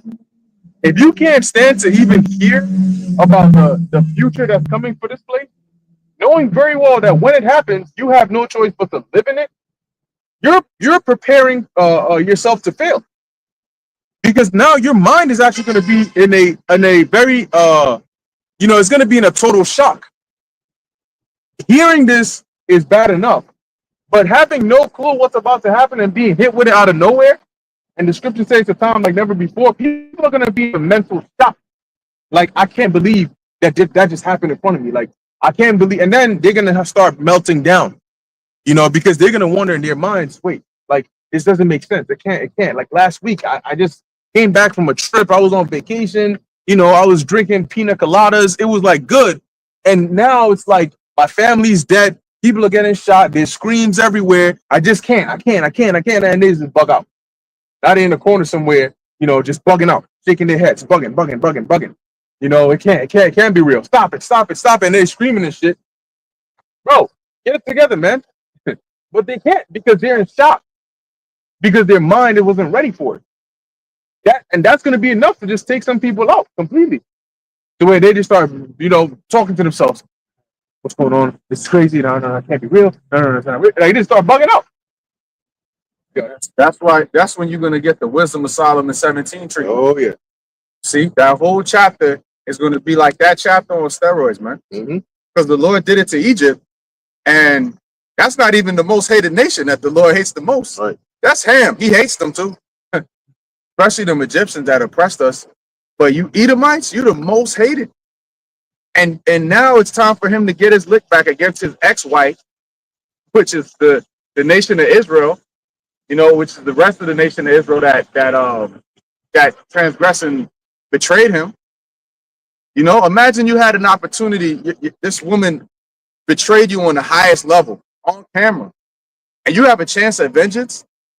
Imagine how much the Lord is going to catch his ex-wife and her lover in the bed and come back and lay down the hammer of judgment on y'all, man. And you think it's going to be sweet? That's why you had you just had right now in Arizona, somebody died of the plague, man. The Black Death from back in the time of the Renaissance or before the Renaissance. Yep, Dark Ages. The Dark Ages. Somebody actually died from the plague, man. And they have been designing and destroying your immune system to where you're going to have those ancient plagues coming back. Yep. Philadelphia has nobody to pick up the garbage, man. Because they have an issue with the union and the mayor, whatever. That's all by design.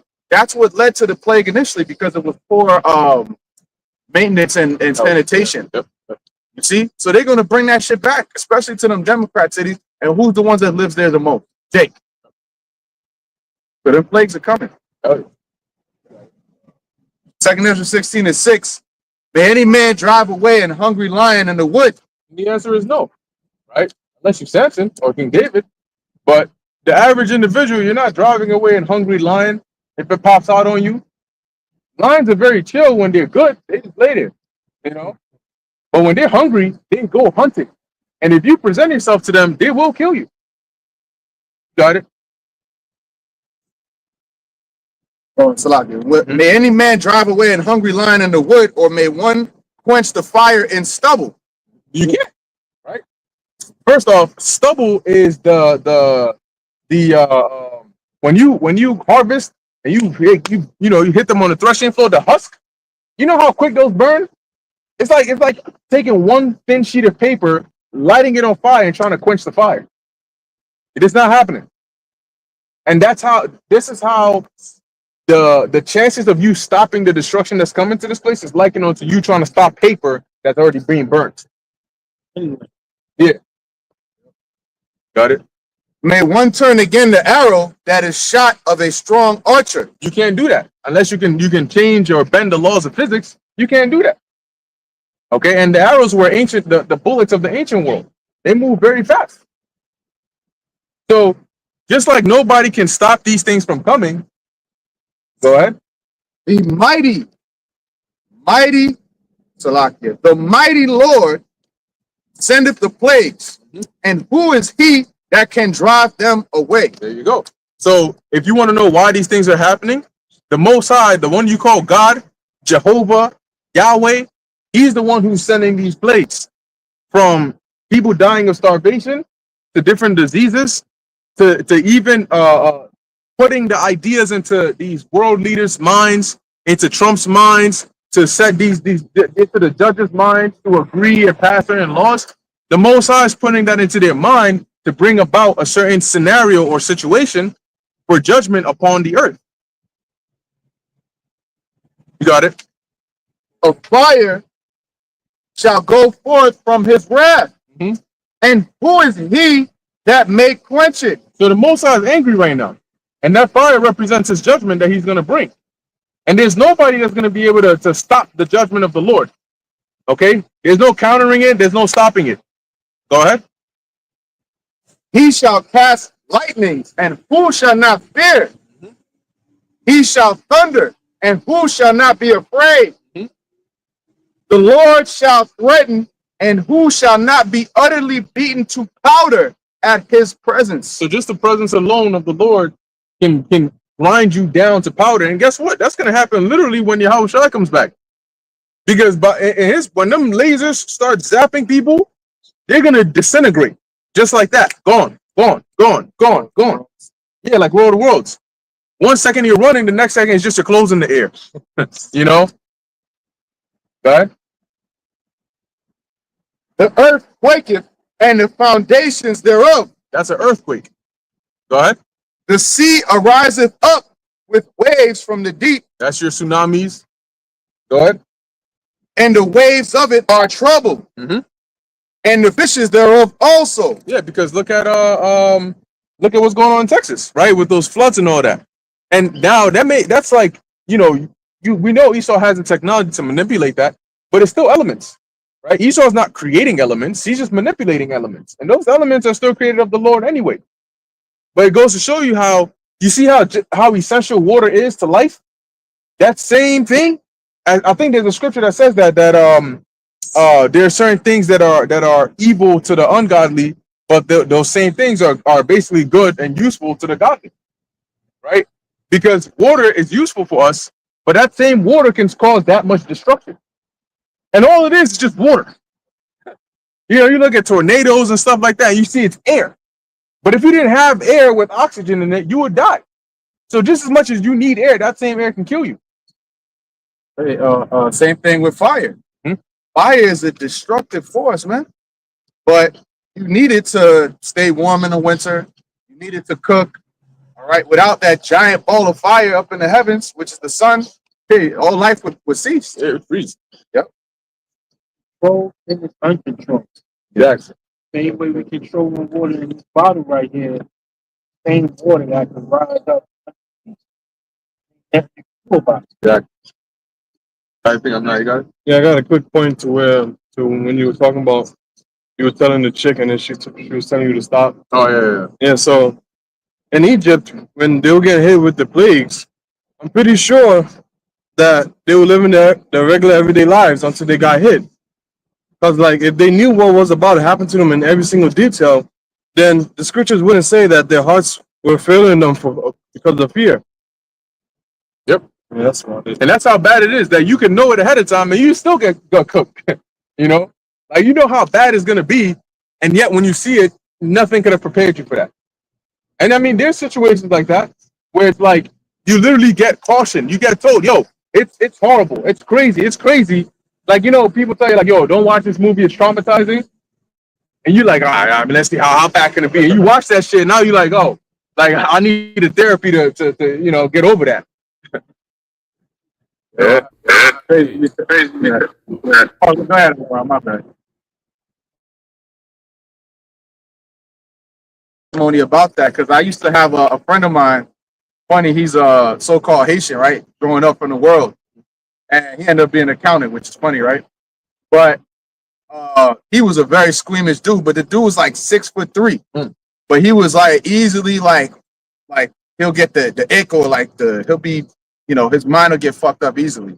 So one time we were watching Encounters of the Third Kind, that movie, in the theaters, and one scene, bro, this big nigga lost his mind, ran out the theater, and bro, I think he tripped and busted his head. Yeah, he tripped and busted his head open, bro. Crazy. So you that squeamish, but you're not seeking the Lord, bro. You should be the number one person that's seeking the Lord, man. Oh yeah. When to be protected in the time to come. And we're not saying up here saying we the toughest guys. We know the terrors of the Lord. Therefore, we persuade men. But ultimately, you gotta have the Lord made us of a certain constitution to be able to bear certain things. We speak about judgment frequently so that we can be more familiarized with it. So that way, when the judgments start rolling, it's not like something we haven't been speaking about constantly. But a dude like that, what do you think he's gonna do when Jacob Trouble drop? He's seeing actual bodies all around, man. You Jakes, you got no idea, man. Got it, bro. Hey, that's like brother said, the knowing the terrors of the Most High, we persuade men, in the sense that even the Lord uses even just the elements of the earth alone is terrorizing, right? Think of, like Bakar, you said how you could still get, people still get a heads up on the judgment that's coming and they still get judged, right? For example, you might hear like in the wintertime, we see it all the time where they like, hey, we're gonna have 3 feet of snow, very dangerous roads, don't travel if you don't have to, that kind of thing. And then when you go outside, guess what happens? You see trucks parked on the side, cars in the ditch somewhere on the highway, niggas are spinning in circles and crashing into each other, right? And people, yo, I'm telling, this was in April. April, I was coming down to the city, and bro, it had snowed out of nowhere in April. And it snowed crazy. Like, I'm talking about heavy, heavy snow. And I think I told you about it. I was like, yo, bro, we got snow right. I'm driving like 30 miles an hour on the highway, bro. This shit is crazy. And yo, the snow had started at night where it was unexpected. Most people didn't even know it was gonna snow. And it, like, the whole highway was packed with snow. And as I'm driving, all I see is cars. Somebody was like in the ditch on the side of the highway. The top of their roof is gone, right? And the car is just in the ditch. And the blinker is just going off and on. I'm like, damn, how long has this nigga been here? I know there's no ambulance that got to this nigga because he's like in the middle of the highway. You know what I'm saying? And if it happened at night, he died before if anyone was even going to be able to see him, right? Another one was like a Mercedes, nice ass Mercedes. That was on the side of the railing. It had crashed into the railing. I'm like, look, you got all these nice cars. They got no traction in the ice. Look at this shit. You know what I'm saying? But it's like, there's no such thing as safety anymore. Safety measures, all these things are out the window. When you're dealing with the Lord, you ain't safe. The only safe place is with the Lord. The one who's bringing the judgment is the one who brings you that safety. So when you call safety safe, like this nigga Trump talking about, we're going to build a golden dome. Like, nigga, how the fuck? You know what I'm saying? Like, what is that going to do? What is that going to do? When you look at prophecy, it states that America is going to be destroyed by thermonuclear fire and destruction. And we have countries on this earth right now that have the capabilities to do exactly what the prophecy says, like Russia, China, all these countries.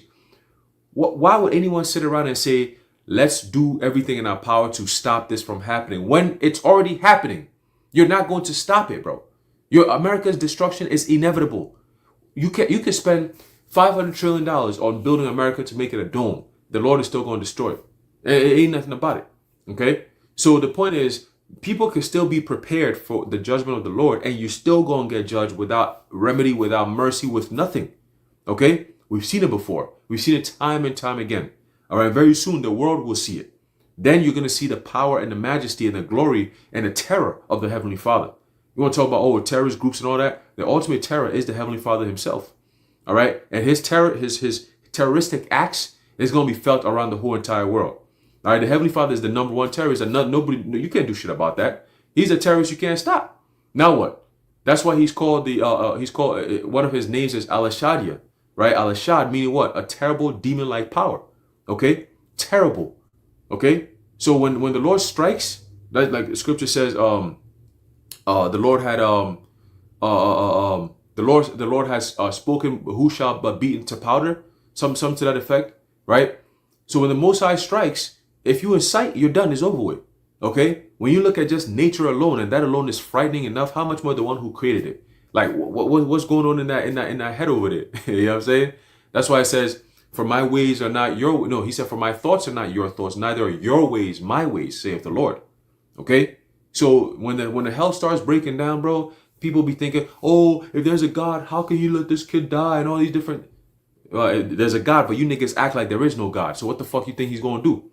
There's a God. If there's a God, this and that, but you don't behave in the way that shows that there is a God. But when a disaster comes, all of a sudden, oh, if there's a God, God didn't do this, why God did this? You see what I'm saying? So it's like, hey, you can't reason with these people. You cannot. Yahushua comes, he says, yo, I came in, John came in here, he was in the wilderness doing his own thing. You niggas say he had demons on him. I come in, I'm eating and drinking with people. Oh, I got demons on me too. Yeah, what the fuck is wrong with y'all niggas, bro? John don't eat and drink. He doesn't drink wine or none of that shit. You know what I'm saying? He doesn't do that. You say he got demons on him. I come in drinking, you say I got demons on me. What should we do to you people? All right? That's why you can't please these people. You got to just destroy them and get them up out of here, bro. Reason with the elect. Everybody else gets destroyed. Simple as that. All right? You got it, bros. Yeah. Hey, beautifully said, man. Let that go ahead and pass. Soon it won't be out here anyway. In a rush. Go nowhere. Yeah. Taking his time.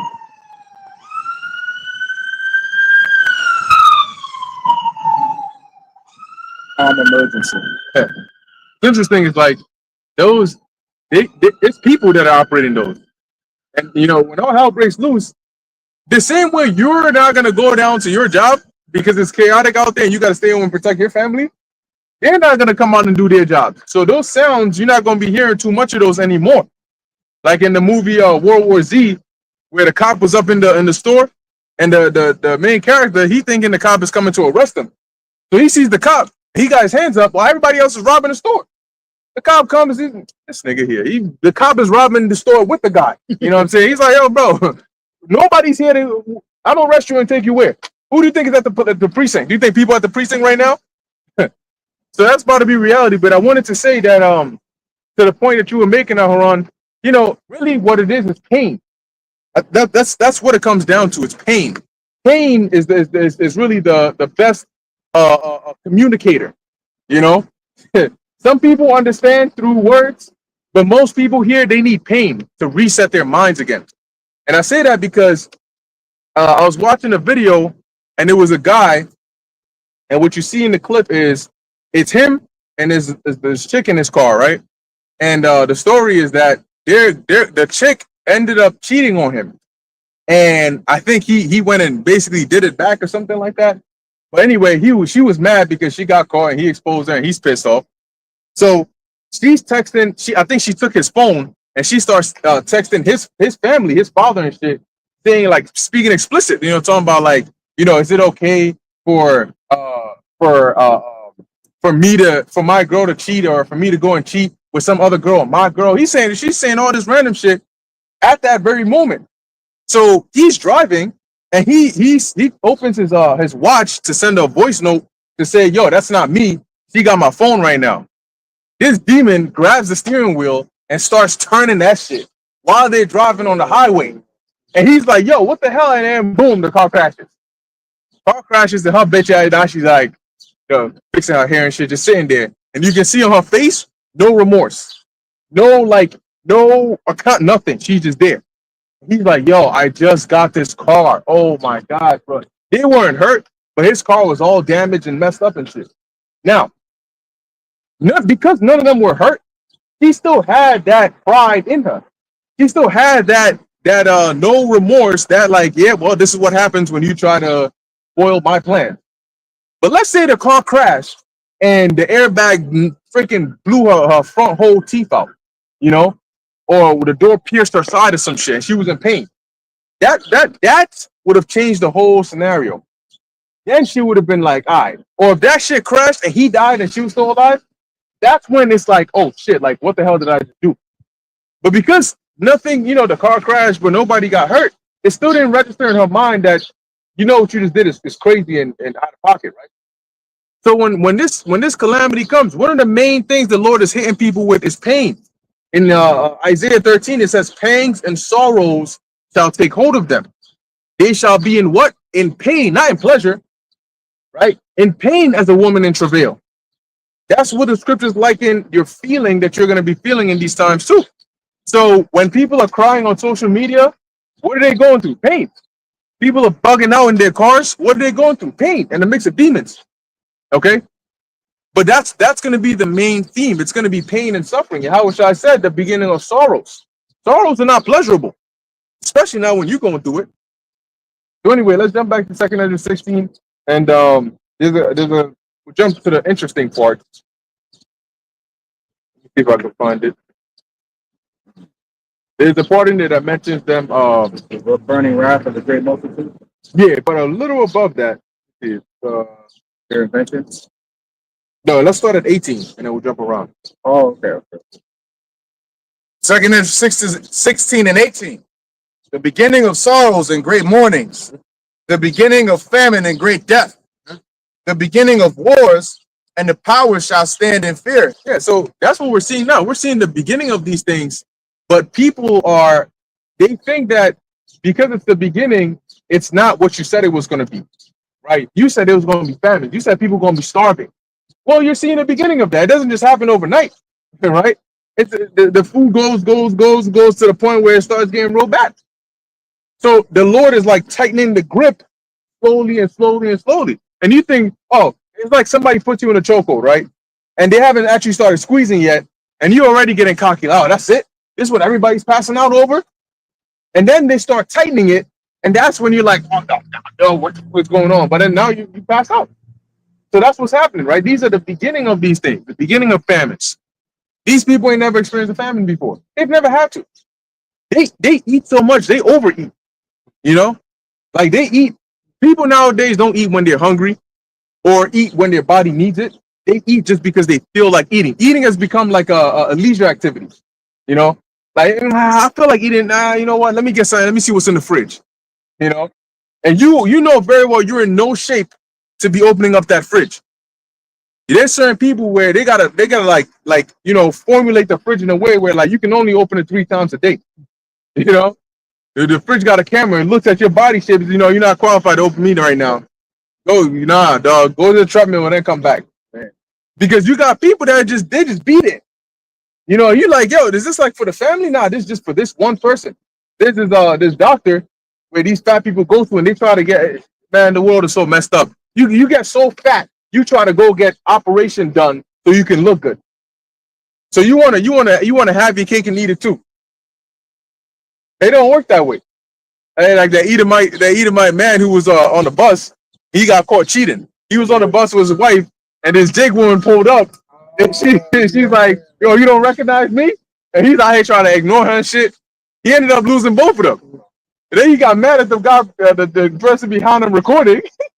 Like, the fuck you looking at? They're like, you should have done that.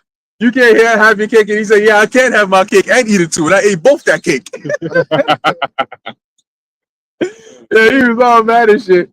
But these people, they overeat. So when the Lord says famine, even in the ancient world, where people could go days, right? When you fast, they could go days without eating. Because the food had more nutrition and they were more disciplined. Even then, the famine was still severe enough for mothers to eat their children. These people ain't gonna go 48 hours before they start doing that. Go ahead. The beginning of wars and the powers shall stand in fear. So what we're seeing are the beginning of wars. When one country provokes another and then says, hey, you got to stop your nuclear enrichment program, and the other country's like, no, I'm not doing that. It's the beginning of wars. We know that. Go ahead. The beginning of evil. Mhm. What shall I do when these evils shall come? And that's the question everybody needs to be asking themselves. But you know why they're not asking? Because they don't believe that these evils are coming. If they did, then they'd be asking, what should I do? Right? If you hear news that doesn't affect you, you're not worried about what you should do about it. Imagine somebody comes and shows you what's going on in Afghanistan. Yo, do you believe that they're bombing children in Afghanistan? What are we gonna do? First of all, look at you. What do you mean? What we gonna do? What do you expect me to do? Right? That's the kind of answer they'll give you because it doesn't affect them. But if they were like, yo, they freaking shooting people up and they coming block by block and our block is next, the person's gonna ask you, yo, what are we gonna do? Right? The person you showing the video to, now they want to know, all right, what are we gonna do now? Because now it affects them. So when the famine start hitting you, the evils start coming upon you, people are gonna be wondering, yo, what do we do? That's gonna be the number one question on everybody's mind. I'm telling you, people are not gonna care about OnlyFans. They're not gonna care about how beautiful you look. They're not gonna no. When you go to these third world countries, you see a lot of fine shit walking around, right? You go to them nice, you see fine stuff, and you look at where they live, you know, in the slums and all that. You're like, damn, this shit crazy. But when you look at how they're treated, they're not treated the same way as what you would call fine shit over here. Over there, they're treated like whatever, you know. Oh, go do whatever. You're just a regular person walking down the street. Over here, they're people just like, yeah, you know, people just like bowing down to them and showing, oh, she looks so good. Oh, she's so you know what they started to do is they started to go on social media and post themselves, because when they post themselves, people here will see that and then they get those huge followings and shit like that, right? But you know why? Because over there, life is hard. And when life is hard, you don't got time to focus on, damn, this girl's fine as shit. You know, I'm gonna spend. You got people spending millions, thousands of dollars, hundreds of thousands on OnlyFans. You think if they had that money, that's what they're gonna spend it on? No, they got more important things to worry about. When a man wakes up, he's worrying about, all right, how we gonna eat today? You know, how we gonna make this? I hope I make enough money so we can get what we need to get for today. That's what's on their mind, because times are hard. So when times are hard over here, people ain't gonna be worrying about fine shit. Some might. The ones who don't have they don't have a brain in their head to think about how we're gonna survive. Okay, but the serious-minded individuals, we're gonna be, in a serious, solemn mindset. So you come around with that shit, it ain't gonna fly over here. Got it? Oh yeah, go ahead. Yeah, real quick. You have Ezra. No, yeah, I forgot my point. Hold up. Now he believed, and he knew that the times coming wasn't gonna happen in his time. He knew it would happen in the future, but he still asks, what shall he do in that day? Got it. Okay. 19th verse. Behold, famine and plague, tribulation and anguish are sent as scourges for amendment. Yeah, so the Most High is sending these things as scourges for amendment, meaning that it's gonna come upon you. You're gonna be like, yo, this sucks. I don't like not having food to eat. I don't like being sick with this disease. So what's going on? What am I doing wrong? And how can I stop this from happening? That's why the Lord is sending it, so that you can turn back and say, yo, maybe we should listen to what they're saying and stop doing these wicked things. That's the amendment. You amend your ways. But as it's going to tell us, yeah, they're going to be all right, we don't give a damn.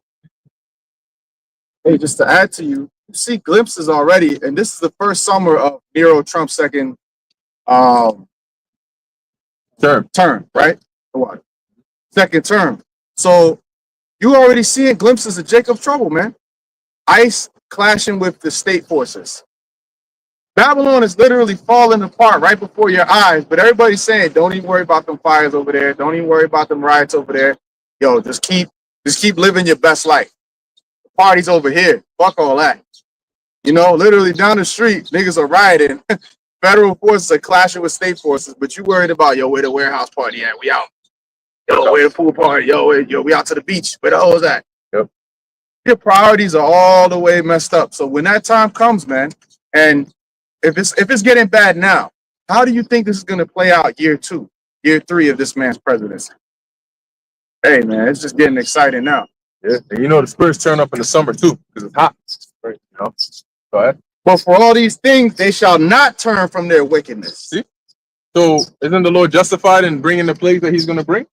Because he's like, yo, if I warn, if somebody's provoking you and you keep warning them to stop and they're not stopping, once you realize that, okay, words are not going to do it, then you got to turn to other means. When an officer comes to you and they try to talk to you and you're not cooperating, what do? They resort to physical force, don't they? Right? And you're going to cooperate by force. So it's the same thing here. You're going to cooperate by force. Go ahead.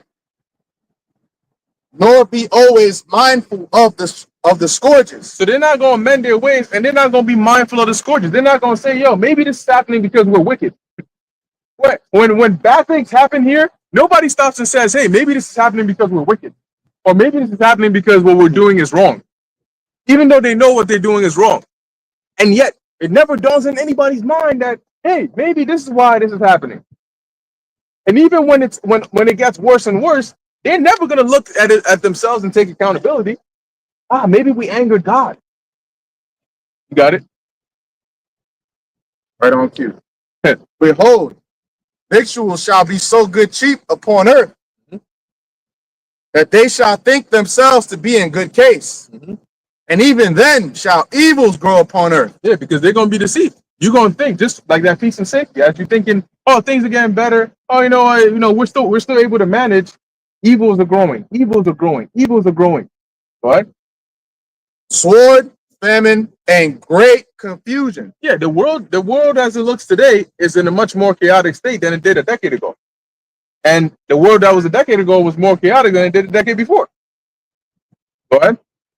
If I may, that's why a lot of people are very nostalgic for 70s, 80s, 90s. Like, yo, take me back to that time, because the mirth is gone and things have gotten progressively worse. Right. It ain't getting better by any measure at all. It's going. It's like an avalanche of judgment. I'm gonna copyright that. Well, just a quick point. Yeah, if you analyze from the end of 2019 till now, nothing has gotten better. Things have only gotten worse. You had the pandemic, then you had the influx of people coming from other nations in here. Now you have the results of that. Now you have a whole. Well, after that, you had the migrants. They were attacking people and things like that. And then now what? You have we got to deport them and things like that. We got to get them out. You see, things is not getting any better, but people are still in this mindset. Think about it. You're seeing pretty much the slow, I don't want to say slow, but you're seeing the decline of America. Things have only gotten worse and worse, but for some reason, people's mind, they think that it's going to be okay. Eldar Tadwan talks about that word, normalcy bias, living in their own bubble. So long as nothing affects them, everything is fine. But no, like the brother was saying, eventually these things that are happening on the other side of the world are eventually going to come over here and they're going to bother you too. They're going to pop your little bubble and then now you're going to be affected by it as well. Yep. You got it, bro. Couple more verses, then we close it out. 2nd Ezra 16 and 22. For many of them that dwell upon earth shall perish of famine. You heard that? So that means that there's going to be some of you that are alive right now, and the way you're going to die is by starving to death, right? Or by catching a disease because your immune system is so weak from not having food to eat. Go ahead. And the other that escape the hunger shall the sword destroy. Yeah, so if you manage to escape that, maybe you're in a city that there's no food, and you manage to escape to another city where you can get some food, but this city now is more chaotic because there's more danger. There's more people getting shot, right? Getting killed. Food might not be the problem for you, but you might end up getting, stabbed up somewhere or something. You may have a bunker where you're fed, and somebody breaks in there, and then now you're dead. And the dead shall be cast out as dung. Yep. And what that means is like today when you walk by, right, you see, people try to clean up after their animals, but just as common as you'll see dung on the floor, you're gonna see bodies. Imagine just walking randomly and there's a horrible stench. You turn around and find out, that bag looks a little odd, and then somehow it just falls and there's a hand. The hand just bang, out of that. And you just see flies all around it and shit. That's going to be a disgusting sight to see. And then the hand just flips and then it gets out and crawls at you. Now that's Jacob's trouble. You got it. And the other that escape the hunger shall the sword destroy. Mm-hmm. And the dead shall be cast out as dung. Mm-hmm. And there shall be no man to comfort them. Yeah, you're not going. Today, shit happens, people turn on the news. And you know what they're expecting to hear? They're expecting to hear what's going on, but at the end, we have it under control. Why do they listen to press conferences? Why do they listen to the presidential remarks? Because, the president is going to address the nation concerning X, Y, and Z. Yeah, they're hoping for him to come and tell you something about how he's going to fix it, right? If any time chaos came, the president came and all he did was make it worse, people would be losing their minds, right? But they watch because they're looking for you to say, yes, we see what's going on, but now we're sending FEMA, right? Now we're sending aid over here to comfort people, right? People have been comforting worse for one another. I saw a video, and this lady was talking about the ICE thing. She was talking about how they can come up into your house if they have a reasonable cause to suspect that you're harboring an illegal alien, specifically a gang member, right? And that's pretty much what if I have a feeling that I got a feeling that somebody's in there, then I could come up into your crib, right? At the end of the video, you know what she said? And a lot of these social media people that like sort of like truthers / social media influencers nowadays in their videos, they're sounding more and more concerned, but they're having less and less encouraging words for people at the end of their video. Most of the time they'll say, hey, stay prayed up and stay in your politics so you can know what's going on. And now stay watching. Now the chick said, usually I say stuff like this, but now I don't have any words for you. There's nothing I can tell you because I can't tell you to go and sue them because the laws that you're using, they don't care about that. It's not working. So just lay low, try to stay out of trouble as best as you can. They're speaking from a standpoint of like, there's nothing you can actually do about this. Just hope that it doesn't come upon you. So that's that reality setting in. Now we don't got to worry about that because we know no matter what happens, we got Yahweh Ba'Shem Yahushai. So we all set. It's like my man Alex Jones, at the end of, he said the video, he said these cities, LA, New York, let's fuck them. Let them be destroyed. Yeah. I mean, come on. If these cities were gone, would it be really such a bad thing? He's starting to kind of come to the realization of what's happening. Like he had that video about Trump. Like, oh man, he was about to cry. Trump betrayed me. Like, bro, you know all this. It's info wars, but you still in the dark, bro? Come on, sir. It can't be that simple. But hey, man, you trust in this system. That's what you get. Yep. What verse are we on? We on 23. God, we can let's see, 23 with this. Yep. We can end it at 28. And the dead shall be cast out as dung, and there shall be no man to comfort them.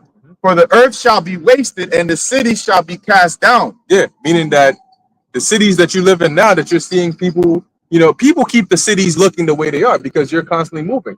But when there's more death and fewer people around, then you start to see like those I Am Legend, The Last of Us, kind of like terrain, because now the trees are growing again. Go ahead. There shall be no man left to till the earth, and to sow it. Mm-hmm. So nobody's gonna be no farmers, right? Nobody's gonna be creating the furrows and planting the seeds and all that. No, none of that. Now you on your own.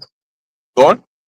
The Hey, tree that's, shall that's real quick. That's also because you got Esau and all these corporations shifting everything to AI now. So there'll be no need for farmers to be growing crops when all the crops that you're going to be, or so-called food, is going to be made in a lab anyway. You know what I'm saying? So that's also a sign of prophecy being fulfilled, that literally you're not going to see farmers out there because there'll be no need for farmers. Like literally they're just taking them out. You got it, bros. That's a very good point. Got it. The tree shall give fruit, and who shall gather them? The grapes shall ripen, and who shall tread them? Why is it saying that? It's going to tell you. For all places shall be desolate of men. Now today, everywhere you go, you're going to see people. It's probably impossible if you live in the U.S. to leave, unless you live in a isolated area, to go 24 hours without seeing a person at all. If that happened, you would probably be concerned that something is wrong. You can't. It's impossible to go 24 hours without seeing a single soul. Anywhere you're going to see somebody. All right. Okay. Yeah, I was gonna say, imagine going like to Times Square, 42nd Street. That's usually a heavily populated area. There's nobody there. It's just dead. That's I've been there before. If anybody's been there, you know how heavily populated that area is. Yep. So imagine that area just being like a ghost town. Hey, that's what it looked like when the CV happened. We went down to the city and everything was boarded. All you saw was pigeons in the streets, man. You didn't see people. You didn't see cars. And I was like, yo, this looks eerie. Like when the lockdown first started, brothers used to drive around and shit. They'd be like, yo, you can't go out. And brothers are still going out. And then it's like, you see outside, you'd be like, yo, man, this is peaceful. Like, there's no traffic. You can go from, one end of Long Island to the next within an hour. You just zooming on the highway and just coming, coming in hot. And that's what's going to happen again very soon. You're going to see literally like the post-apocalyptic view where America is going to look like you got trees on top of buildings, and you'd be like, damn, this used to be a school. Now it's empty. Like, yo, this used to be a hospital. Look out, like it's all fucked up now. Yo, this used to be a mall. We used to come over here. Like, look, you know what I'm saying? It's going to be post-apocalyptic in the sense that they'll destroy the inner cities and leave it for a while. You know what I'm saying? And then let people just kind of like sit in the ruins. And then they're going to come in with the presented opportunity. Hey, we could transfer you over to the line out in the Middle East somewhere. You could have a better life over there. Just take this chip and go live over there while we're going to turn America into like a factory only based place where people don't really get to live here unless you want to work. You know what I'm saying? But it's good. It's about to be very uncomfortable, man. Prison cities is coming, right? Microchips are coming. Martial law is coming. Diseases are about to spark out of nowhere, right? Riots left and right. Your economy is going to collapse. Trump is not going to be there to help you. And he's showing you glimpses of it when they asked him about, they asked him a question about the whole Texas flooding thing. And he diverted the question. He's like, no, we ain't dealing with that right now. I said, oh, here we go.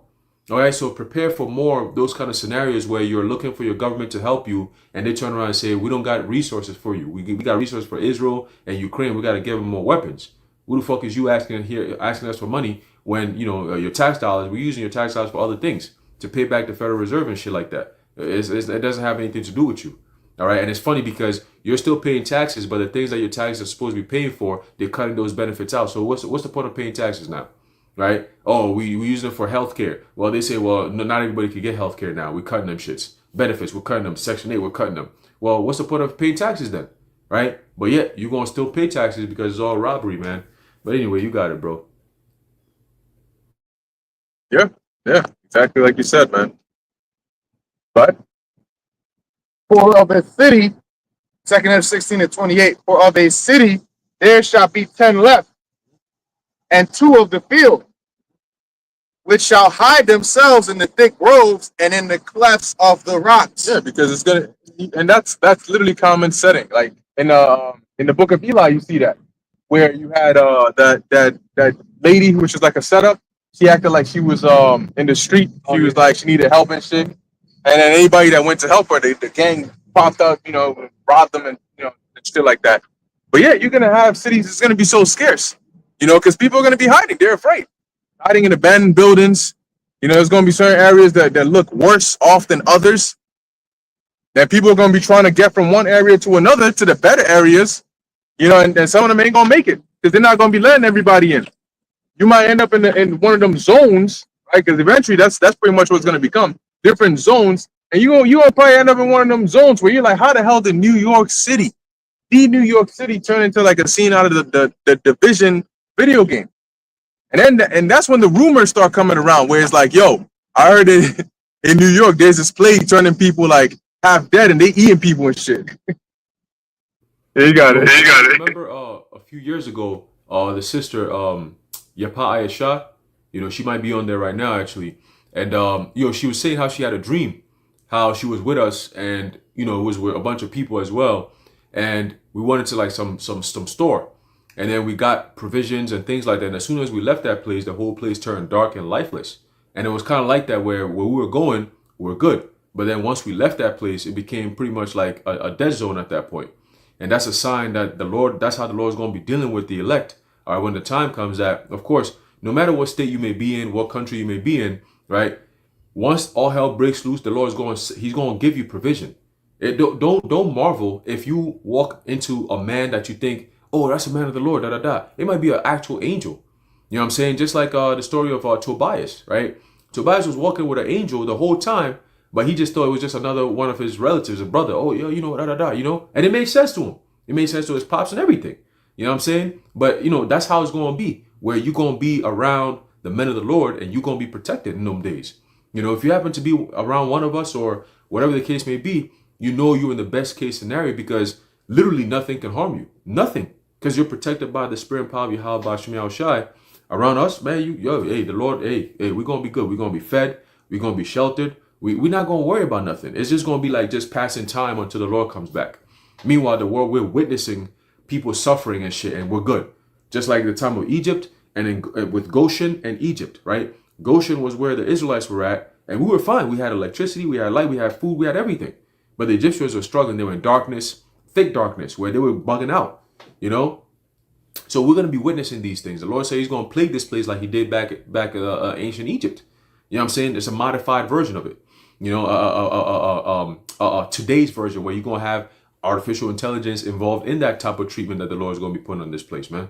All right. But with that, we're going to have spiritual power as well. You know what I'm saying? Of all kinds. So that's a blessing that we're going to be looking forward to. You got it, bro. That's right. Let's finish off on that. 2nd Ezra 16 and 28, for of a city there shall be 10 left, and 2 of the field. So, because Ezra saw that. He saw how, like, from a populated, why does he say of a city there shall be 10 left, right? Because some cities maybe only have 10 people, but he had to have been shown what it looked like in a normal sense and what it looks like now, with that kid, that so few people left. That's why he emphasized that point. Go ahead. Which shall hide themselves in the thick groves and in the clefts of the rocks. That was it on that. So that's going to be a scary sight to see and experience, and humans are social creatures, like in I Am Legend, dude started going crazy talking to mannequins, because it was at least he had his dog, but some of these people, they're just going to be completely, out there, done. Some of them just blowing their brains out. So it's gonna get out. It's gonna get ugly out here, you know. But for the elect and those that put their faith and trust in the Heavenly Father, right, in Yahweh, Bahasham Yahweh Shai, the Lord is gonna protect and preserve you. But for the rest out here, you're gonna fit these roles that we're reading up here in prophecy. So anyway, with that, brothers don't got anything else. We're gonna pretty much close it out. Closing, we want to give all praises, honor, and glory to Yahweh, Bahasham, Yahweh Shai, Bahasham, Rakak Kodash. And until next time, Shalom.